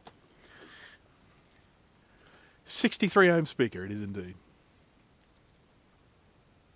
One of my printers has hit 280 days of print time. It's only 3 years old. Yep. It's very, very easy to do. If you're wondering why the camera is wobbling, there is a frickin' pigeon walking around on the roof. I'm just gonna... I got rid of it.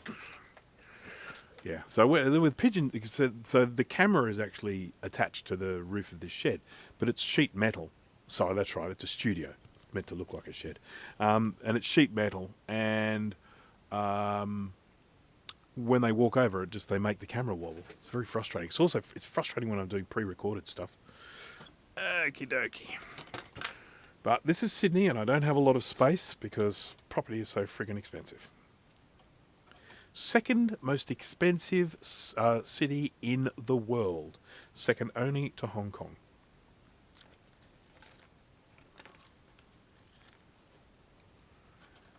So if anyone has dreams of moving out here and buying a house, forget about it.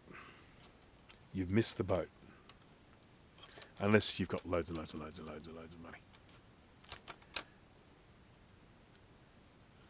Yeah, Peter Principle and the Dunning-Kruger effect together.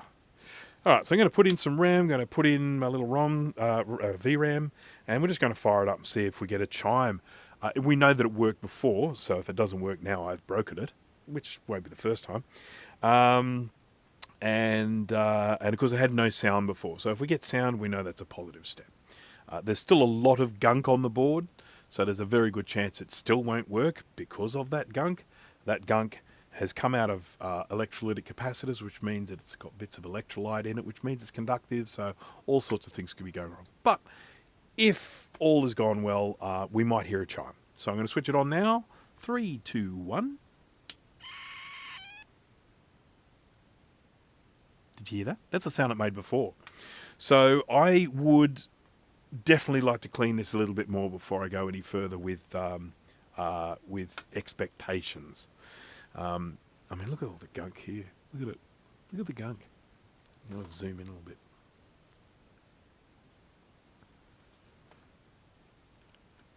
Look at that. Looks like a bird's taken a poop on it, doesn't it? I don't think a bird has taken a poop on it, but, you know, anything's possible in this house.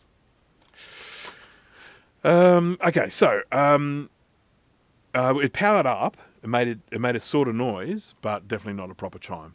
But I'm not going to worry too much about that because I think that all it needs is a clean to restore that. I think spending some quality time in the ultrasonic cleaner, this will work. That's all fine. So, but I wanted to test it anyway. But the next thing I'm going to do is put a socket here. It is chiming. It's just making a really weird noise when it chimes. Okay, socket to me. So this is something I've talked about before, and it is basically that Apple were going to sell this computer with an option to put a floating point unit in it. And then they decided, no, this is a low-cost unit. This is designed for, not for professionals, this is for home users. They don't need a floating point unit. They don't need a math coprocessor. If anyone is ever wondering what a floating point unit is, it refers to a chip specifically designed for doing float calculations. And if you're someone who works with data, you know what a float is. Basically, with numbers, you have integers and you have floats. Integers are round numbers up to a certain size. Floats are numbers with decimal points in them.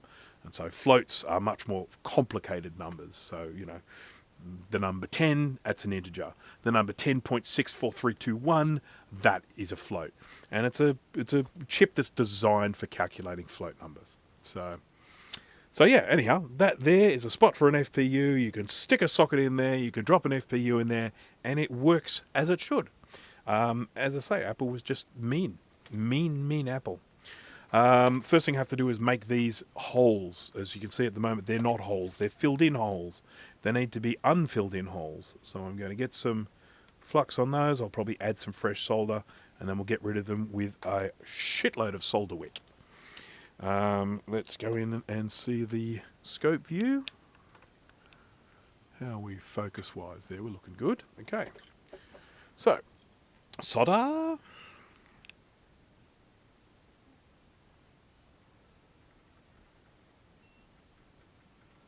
Oh, fume extractor.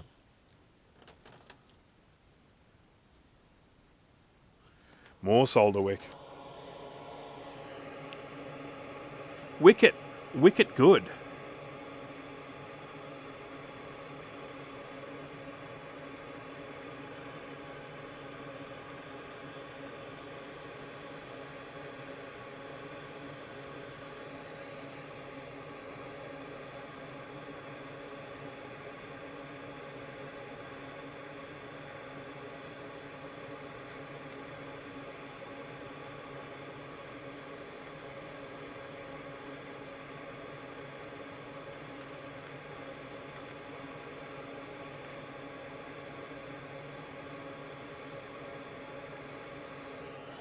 Right.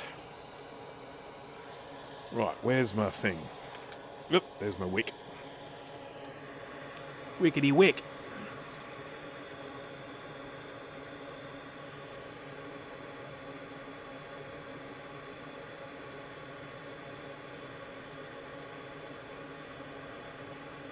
We are going to go through a lot of wick today.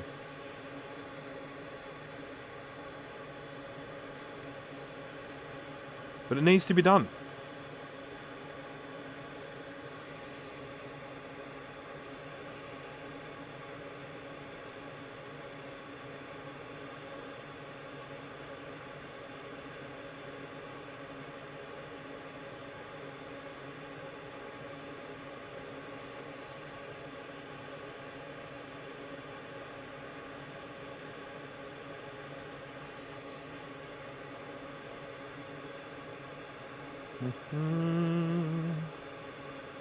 Come on.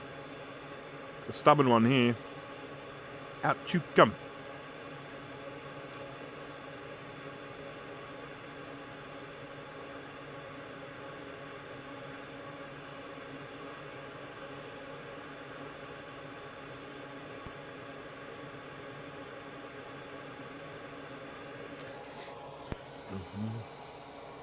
Do you ever use small bits of wick and cut small bits of wick and use tweezers? I have done that, but under very, very specific circumstances. On the whole, I just tend to do it this way because I find it quicker.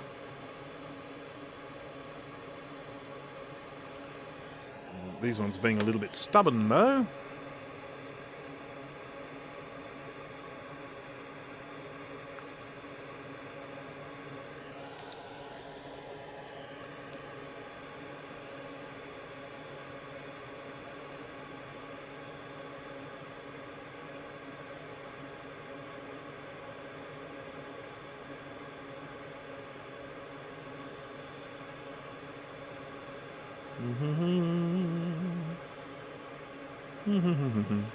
This particular job that I'm doing at the moment would be a good one for, you know, a mechanical solder sucker. You know, the ones that go, the moo machines, as I call them.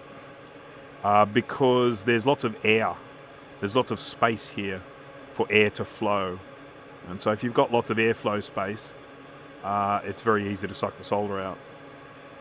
Having said that, my moo machine, my solder sucker, is crap. It's rubbish. I don't like it.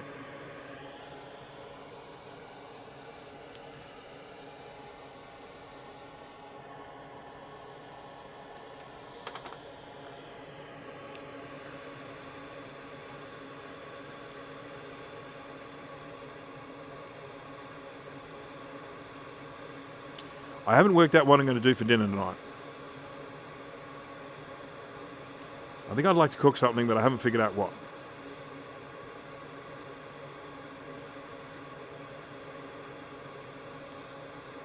So I have to figure that out, then go and buy the ingredients, and then cook it. Just hopping across to the other side here.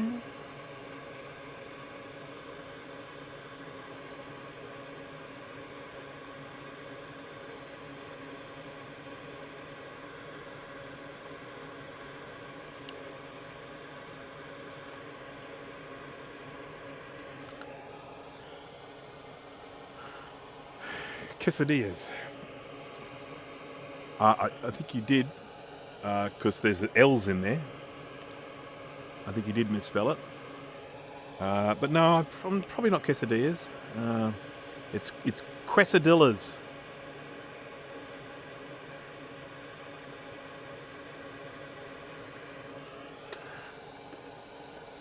Yes, quesadillas is spelt with a Q.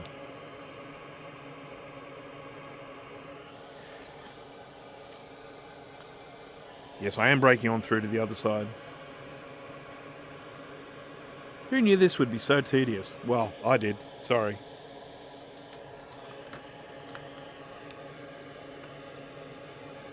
Okay, just going to use a little bit more of this fresh solder on here. These ones are looking a little bit crusty. I just like to clean them up a bit.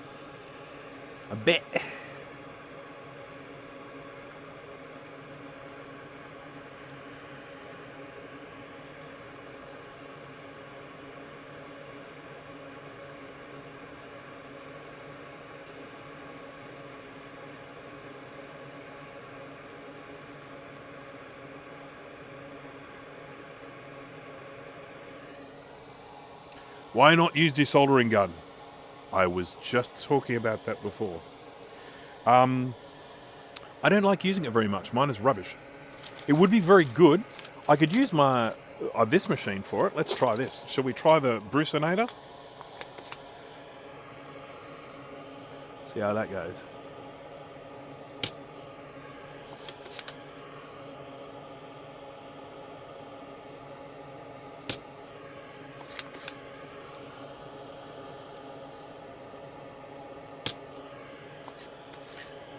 Look at this huge lump of solder that just fell out of the thing. Snorted. Now, the main problem with this one that I'm using is because of it's big and clunky and stuff, it can actually do damage, so I'm not going to keep using it. It would be good to use the mechanical solder sucker, but mine has got problems. Big problems.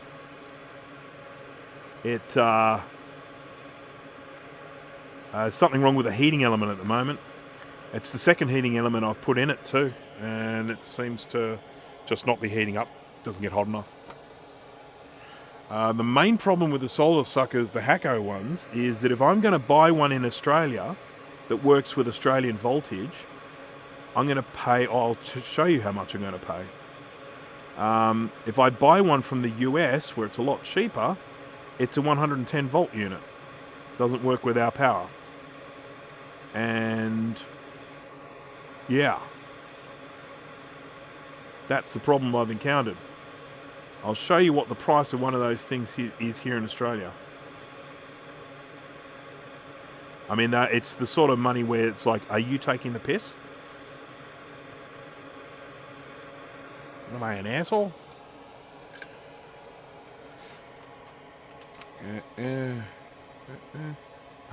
There's a spider up on my screen.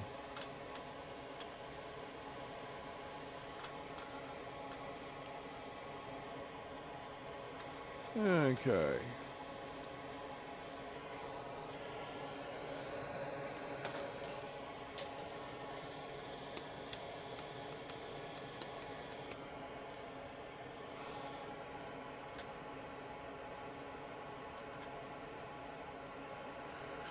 Okay, where are we? Hacko.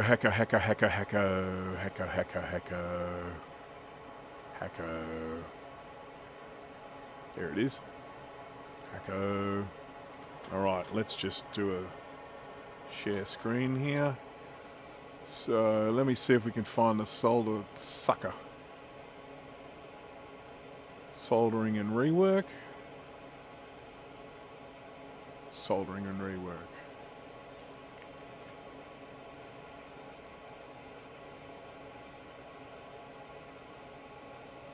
I'm having trouble getting this to do what I want. Okay. No. No. No. No. If anyone sees the solder sucker, just jump out and say, hey! Oh, there's one? Is that? There's a FR400 desoldering station there for $3,132. Here we go. There we go. FR301, that's it. That's the solder sucker you're talking about. $790.90. Go do something to yourself. I am not going to pay that much. That is just not happening. So, yeah.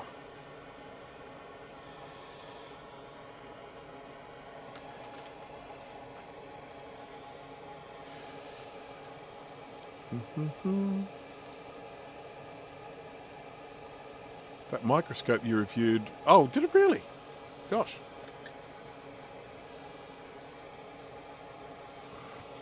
Yeah, but as I say, one of the big problems with that particular model is it's not a universal power supply. It's not a... well, as far as I have observed, the one you buy from America is a 110 volt unit. You can't plug that in to 230 volts. And so, yeah, I can't buy it from the US. I have to buy it from here in Oz, and it's a crazy, stupid expensive. I would buy a better quality, cheap one than the one I have first before I did that. Unless they bring it to a reasonable price. If they bring it to a reasonable price, I would consider it. But at the moment, I don't consider that price reasonable at all. That's a, you know, as I say, it's we're taking the piss sort of price.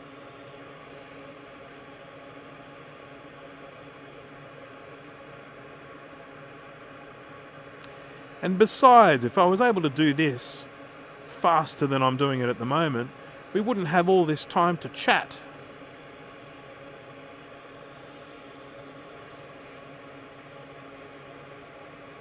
Watched an interesting film the other day.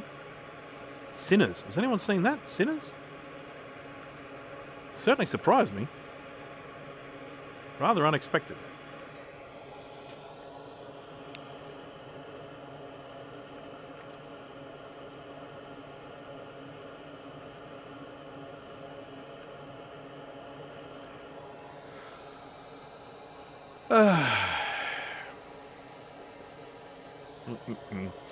I just need to find another... Look, the solder sucker that I bought, it's shocking. There's got to be something out there better than the one I bought, but not as obscenely expensive as the Hacko.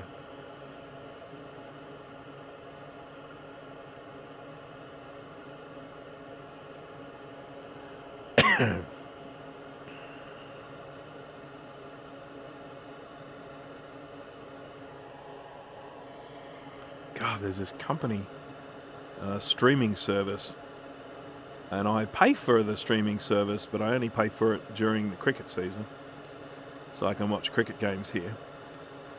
And then I unsubscribe during the non-cricket season, and man, they just attack me with messages of sign up again, look at all this stuff we're going to do, we're going to do it cheaper for you and all that. And I'm just like, nah, piss off.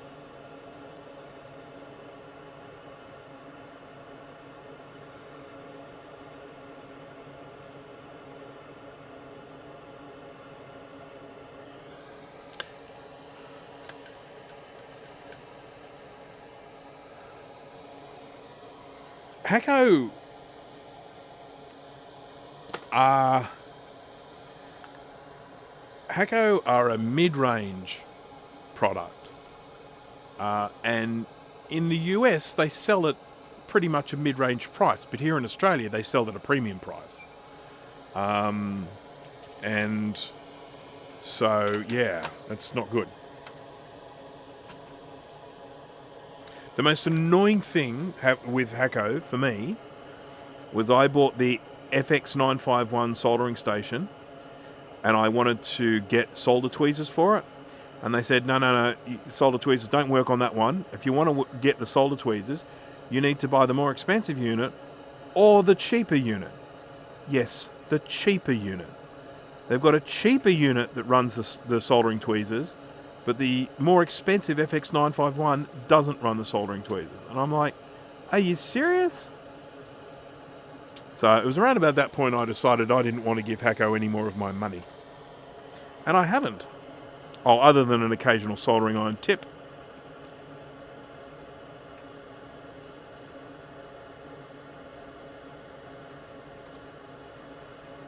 We're nearly finished, by the way. I know it seems like an eternity.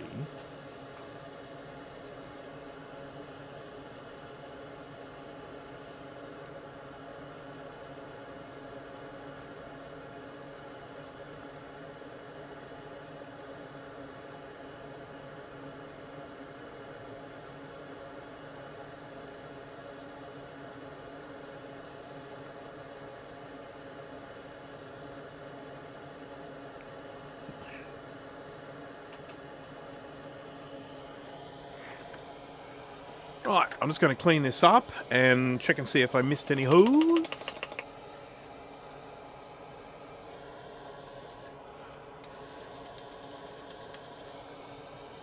Yep.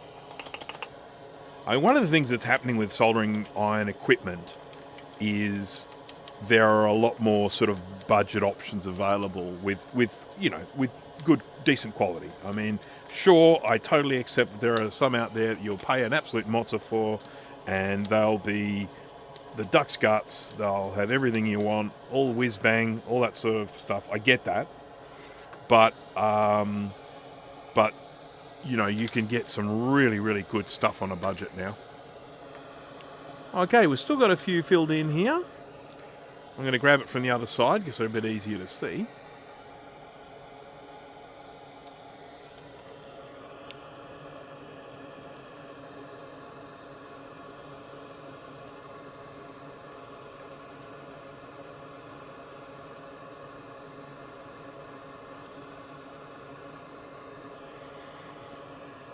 Oh my goodness, I nearly destroyed that trace.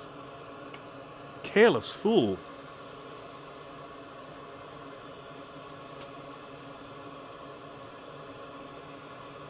There's heaps of these that have still got holes in them.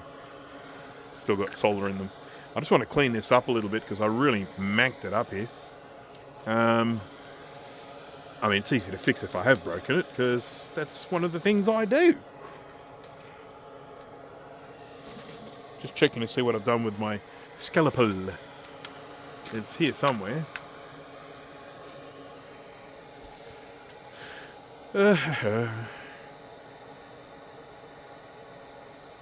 ZD915. There it is. So, see what I did here? What a mess. Good one, Rain.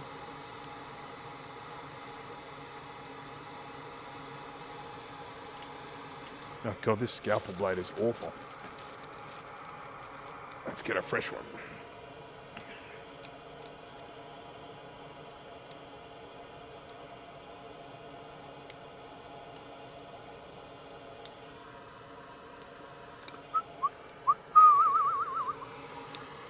Look at the mess I made. I think I did actually damage this trace. I'm going to have to repair that.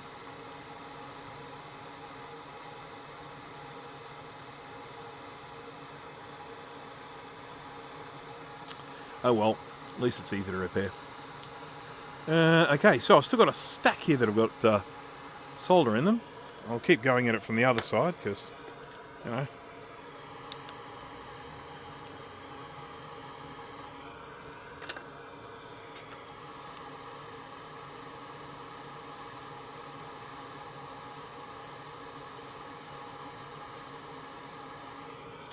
Damn.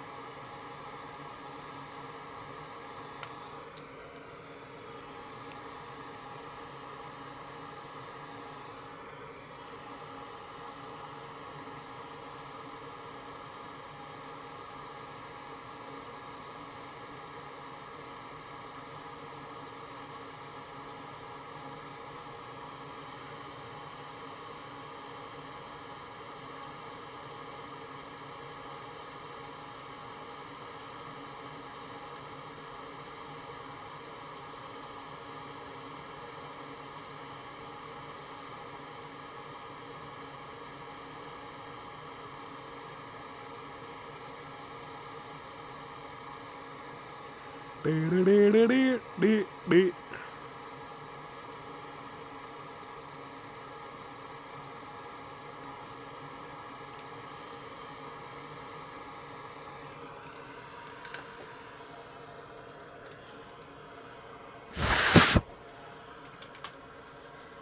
just bring this up here. Where are you, mousy mousy?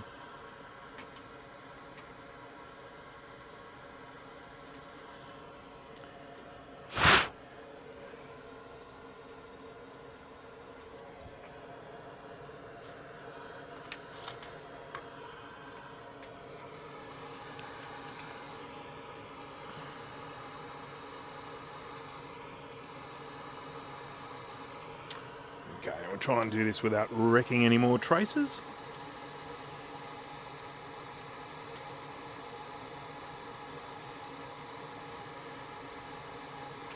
Just curious about how I did this last time I did it, because I don't remember it giving me this much grief. Maybe it did and I've just forgotten about it. Blanked it out. I just had it in my head that when I went and did this last time, getting all the solder out of these holes was a breeze.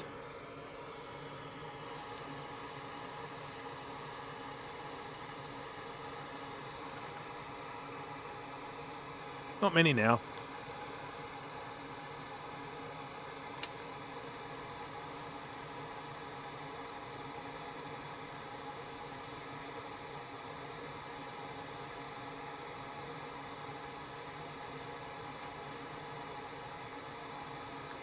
There we go. I feel like we might be good. We might have a full complement of holes here. Isn't that a joyous thing? Foxhound, hello there. Why don't mechanical solder suckers use silicon for the business end to prevent damaging the board? Good question. I have no answer.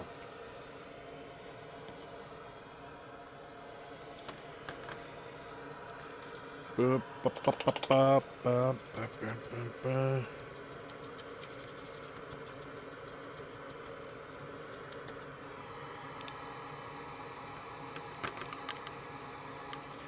going to inspect this side before I stick the the socket on there, just because I have been a little bit heavy-handed here. That's still filled in.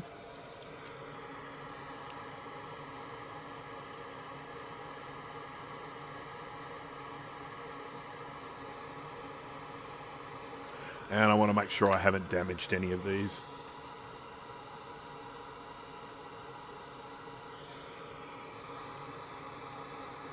Looks good, looks good, looks good. That's fine. That's still connected. That's still connected.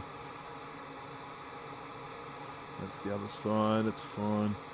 It's definitely better to solder wick from this side than the other side, because there are far fewer traces on this side by the looks of it. Yep. All right. How is that new soldering station working out for you? Well, I'm happy with it. I am happy with it at this stage. I really have no complaints. Right. What am I doing? Grabbing a socket. That's what I'm doing. Have to grab the container with my sockets in it. I have a container with lots of sockets, but I just don't know which container it is. It's not that one, and it's not that one. And it's not that one. It'll be the last one I look at, you know that, don't you? I should have little labels on these, but unfortunately, there's not a lot of consistency. There's some consistency, but not really enough. Ugh. Oh, found him. Found all the sockets. Call off the search. Now, which size are we? Is it this size? Yeah, looks like that size. So I have myself a socket. Just change views here for a second so you can see there's my little socket. And it's got a little arrow there pointing to pin 0. And there's one little thing showing point 0, showing pin 0 there. So this needs to go on like this. And if I have managed to clear all the holes, this should just go straight on. But as we know, that is a big if. Oh, wait a minute. Now the pin's on the bottom, the dot's on the bottom. That was a dot for a completely different chip. Jeez, I'm glad I spotted that. Would have been a bit embarrassing. So downwards, we're downwards.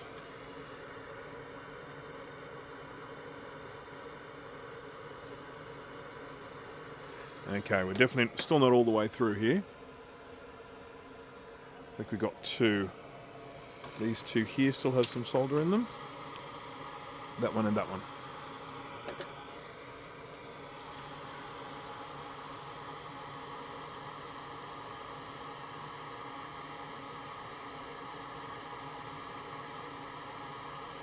What I should be using for this is my solder... what do you call them?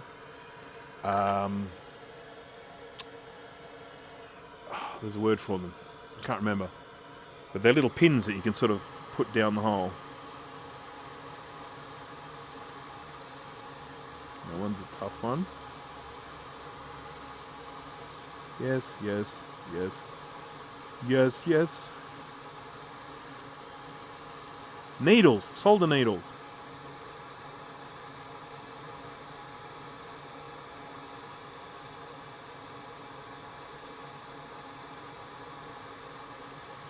I'm just using this is a sewing needle that I'm using for this one. I'm just poking through every hole here.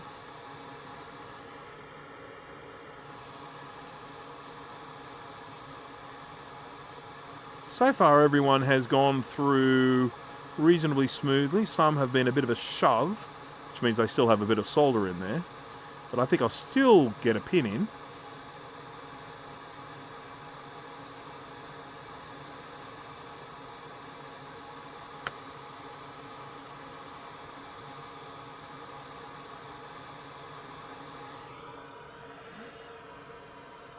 Solder needle, thank you, yes.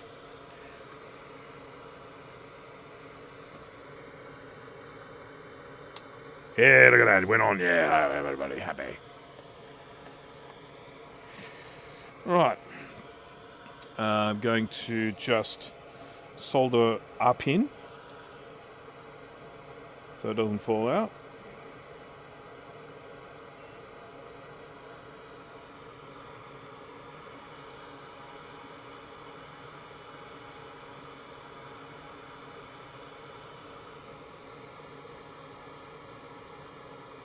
Okay.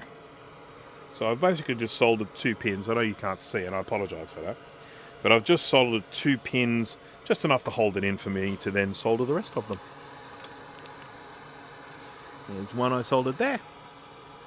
And there's one I soldered there. And then we do the rest.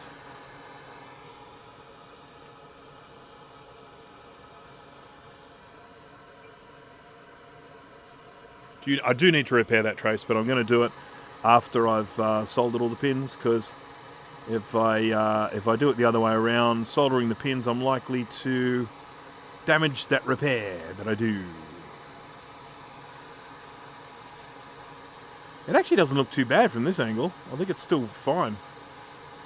I may not even need to repair it. Just put some solder on it.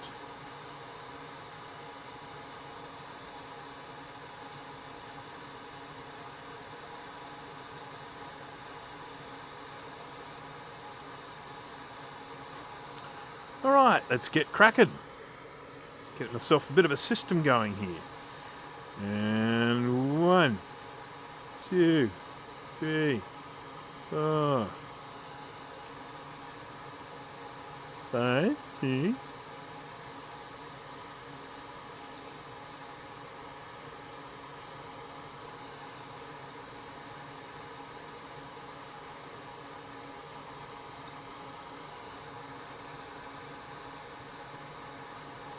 My tip is a little bit dirty.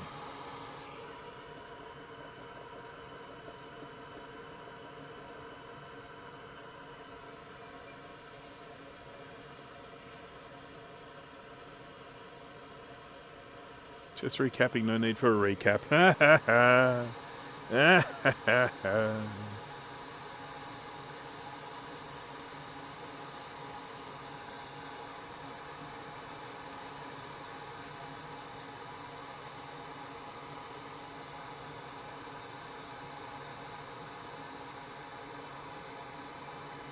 Now, should I end up finding that I've soldered this socket on wrong, or there's a problem on the other side or something like that, I probably wouldn't even bother with trying to desolder this in the conventional way. I'd probably just snap all the plastic off and then remove each pin one at a time, because I would hate to have to desolder this whole socket in one go. That would be a nightmare. I'd probably end up destroying it in the process, so I may as well destroy it to start off with. But hopefully I won't need to.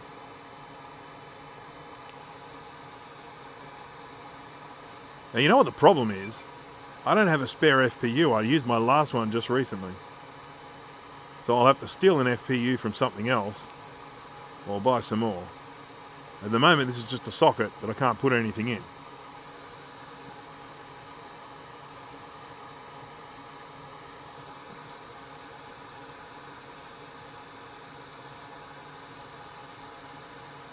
Oh, look at that. How's that for a nice big old... There we go. Nice big old bridge gone.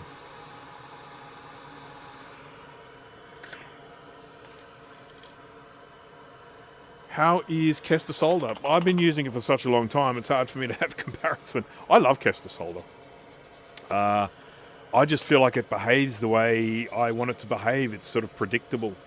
I do find that often when I work with other solders, other people's solders, I do sometimes find it's like, oh, this isn't behaving how I expected.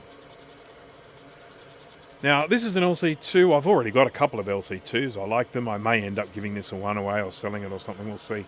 Undecided. I might just keep it because, you know, because I am a collector. Hoarder.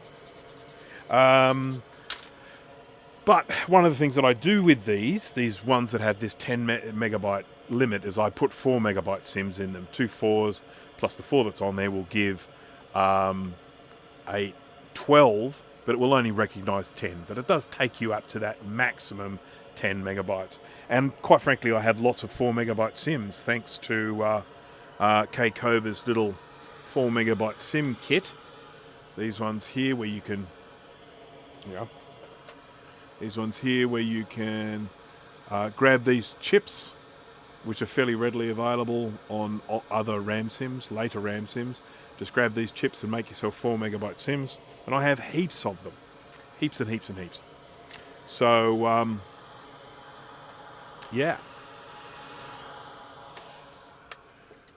That's what I typically use with these Macs. Ah, damn, this thing needs a clean. It's all gunky. I'll get my little UV light. It's showing a little bit of... Actually, what? With that flux. Ooh, the screen just went blank. Back again. This screen that I use is incredibly sensitive. It's done it again. To power fluctuations. It just goes blank. It's like me using this hot air station. It comes back on again as soon as I stop. But weird.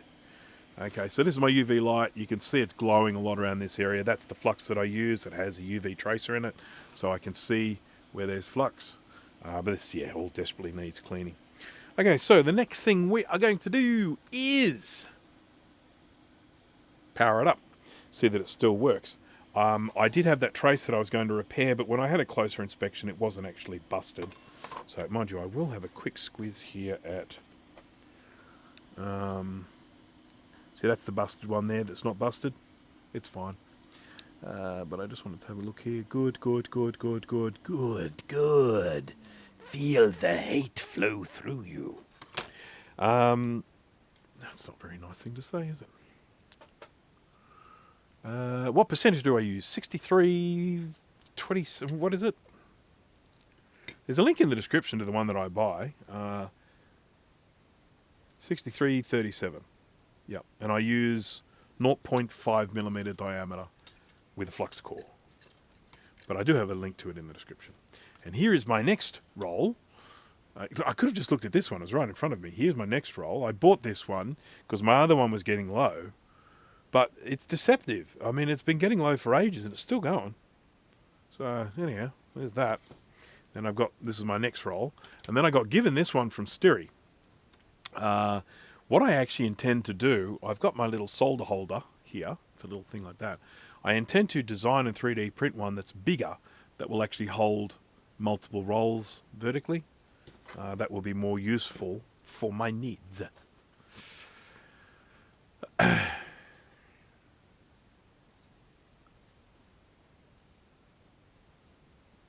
Different brands of solder behave differently. Yes, I do.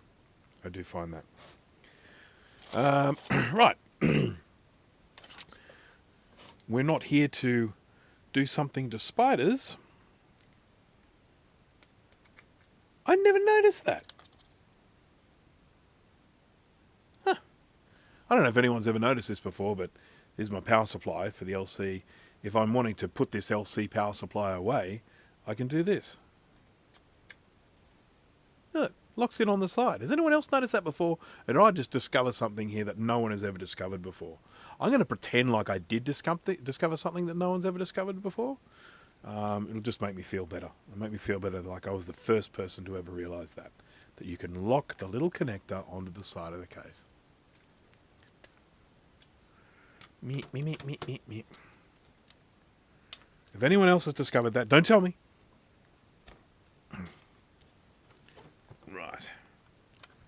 Right, so I'm going to actually connect it up to a screen because it does make that funny noise and I want to just see if it actually boots up. Speaker. Where do I put my speaker? Did I put it away again? No, I did not. It's out here somewhere. It's amazing how quickly things go missing on this desk. Could it have fallen on the ground?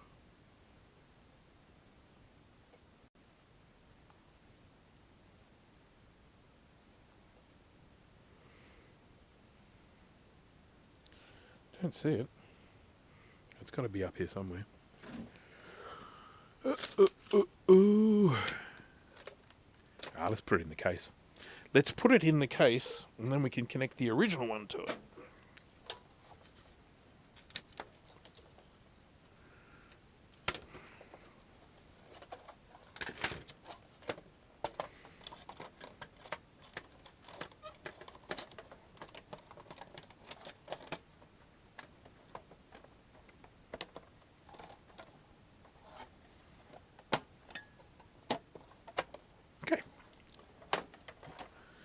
Better zoom out a bit, hadn't I? A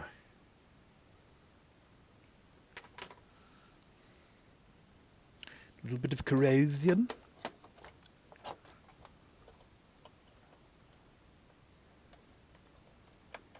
I had other things planned for today, but I don't think I'm going to get to them because this has taken me 2.5 hours.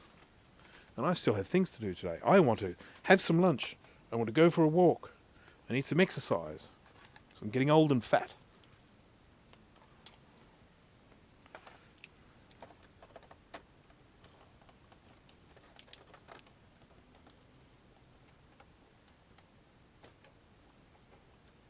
Is this LC one that needs grounds from the case?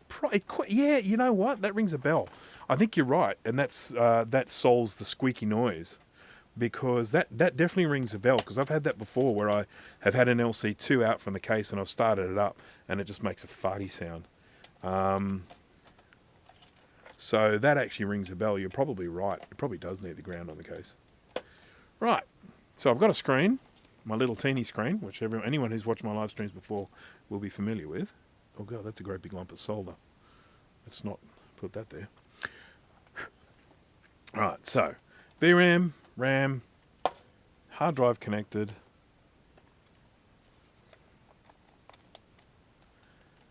Power supply connected. See what happens. It could be broken now because I put that socket on. I might have damaged some traces, but I'm hopeful that I didn't. Okay. 3, 2, 1. Oh, it chimed, but very quiet. I did hear it chime, but it was very, very, very quiet.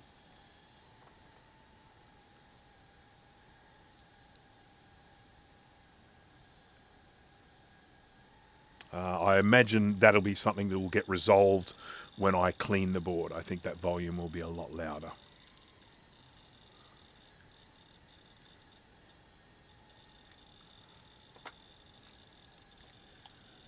I'm going to need to go get a mouse, aren't I? Just bear with me a second, I shan't be long. I know where there's one. I think I know where there's one. Oopsie, I just kicked the heater. Nothing wrong with that.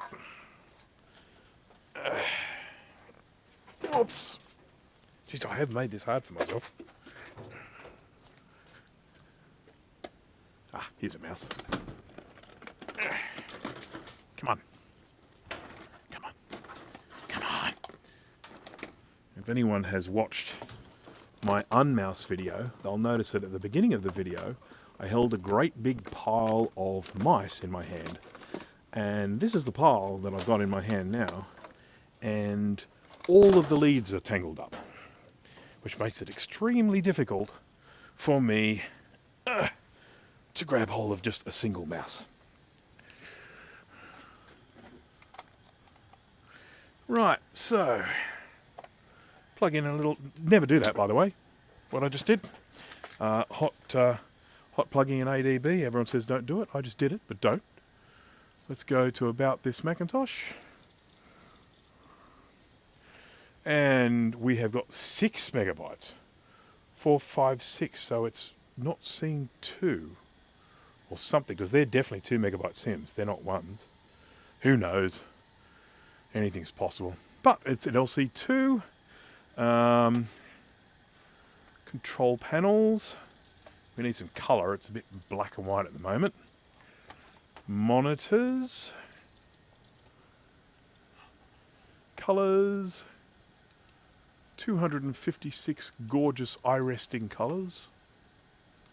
There we go. And then I'm just going to have a look. See what's on the hard drive.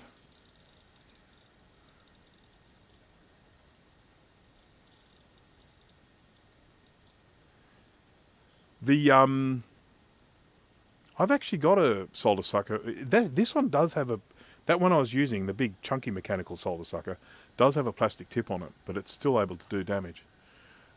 See, look at this. Oh, yeah, someone was doing their schoolwork on this. How cool is that?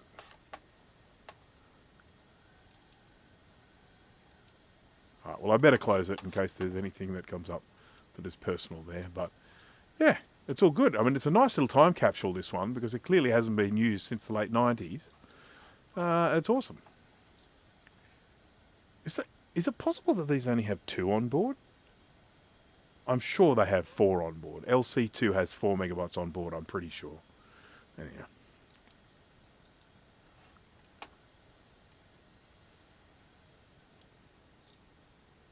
But it definitely needs a clean. That is what this board needs now. What I will probably do is I'll take some before photos and I'll ultrasonic it, and then I'll take some after photos, and then I'll maybe pop them up on my Facebook or something like that, or on my YouTube community thingy, maybe. I'm not sure. I'll put it somewhere where people can see. So we come to the end of another live stream, and I want to thank everyone who has been watching. It was a very productive one. We had an LC. Well, was it productive? It worked at the beginning. It kind of works as much now as it did before. The difference, we now have a socket for a floating point unit. And once it's cleaned, I'm sure we'll get sound back. It did chime when I switched it on there before, but it was just quiet. It was quiet. Quite quiet. But I will, next time I fire this up, I will back up this hard drive. I don't back it up because I'm interested in people's personal files, but you never know, there might be a little control panel or, you know, sort of application or something that's just disappeared, and, you know, I just need to be sure. I'm not interested in any of these personal files. I'll just throw them away. I'm not interested. It's just in case there's a little gem that might have not been backed up by someone else. Well, thank you very much for that, Veronica. I appreciate that. So, okay, where was I going? I'm in the middle of saying goodbye to everyone. So, Thank you to anyone who is watching this on the replay. If you are, I do appreciate you, and I'm sorry if I'm streaming at a time that doesn't suit you. As much as possible, I try and stream at a time that suits as many people as possible. I do sometimes stream late at night here in Australia, which is better suits people in Europe. But when I do those, I'm typically drinking alcohol, so the people in Europe get to see a different side of me. Yes, thanks again. Thank you to everyone who joined me. I really appreciate it. Thanks for keeping the chat super lively. There's been a lot going on there, lots of fun stuff to talk about. Really appreciate it. It keeps me company while I'm doing this stuff. I am releasing my videos, my tutorial videos for on-shape 3D modeling, for 3D printing. They will be coming very soon, so please keep an eye out for those if you are interested in 3D modeling. And of course, I'm working on a product review for the soldering station that I've been using today, which will be coming out soon as well. I think that's pretty much it. So, yeah, just checking the chat, make sure there's nothing important that I've missed out on, because sometimes I just suddenly find a question and think, oh, I wish I'd answered that before. I will need to invite AAAU to the wine live stream indeed. Yeah, so I do occasionally do what I refer to as a workshop and wine live stream. When I do those, I typically make them unlisted afterwards, because sometimes they do show the effects of inebriation. And so, not massive inebriation, just, sort of slurring words a little bit, that sort of stuff. So they're there for people to watch, but if you then want to watch them again, you need to bookmark them, because I make them unlisted afterwards.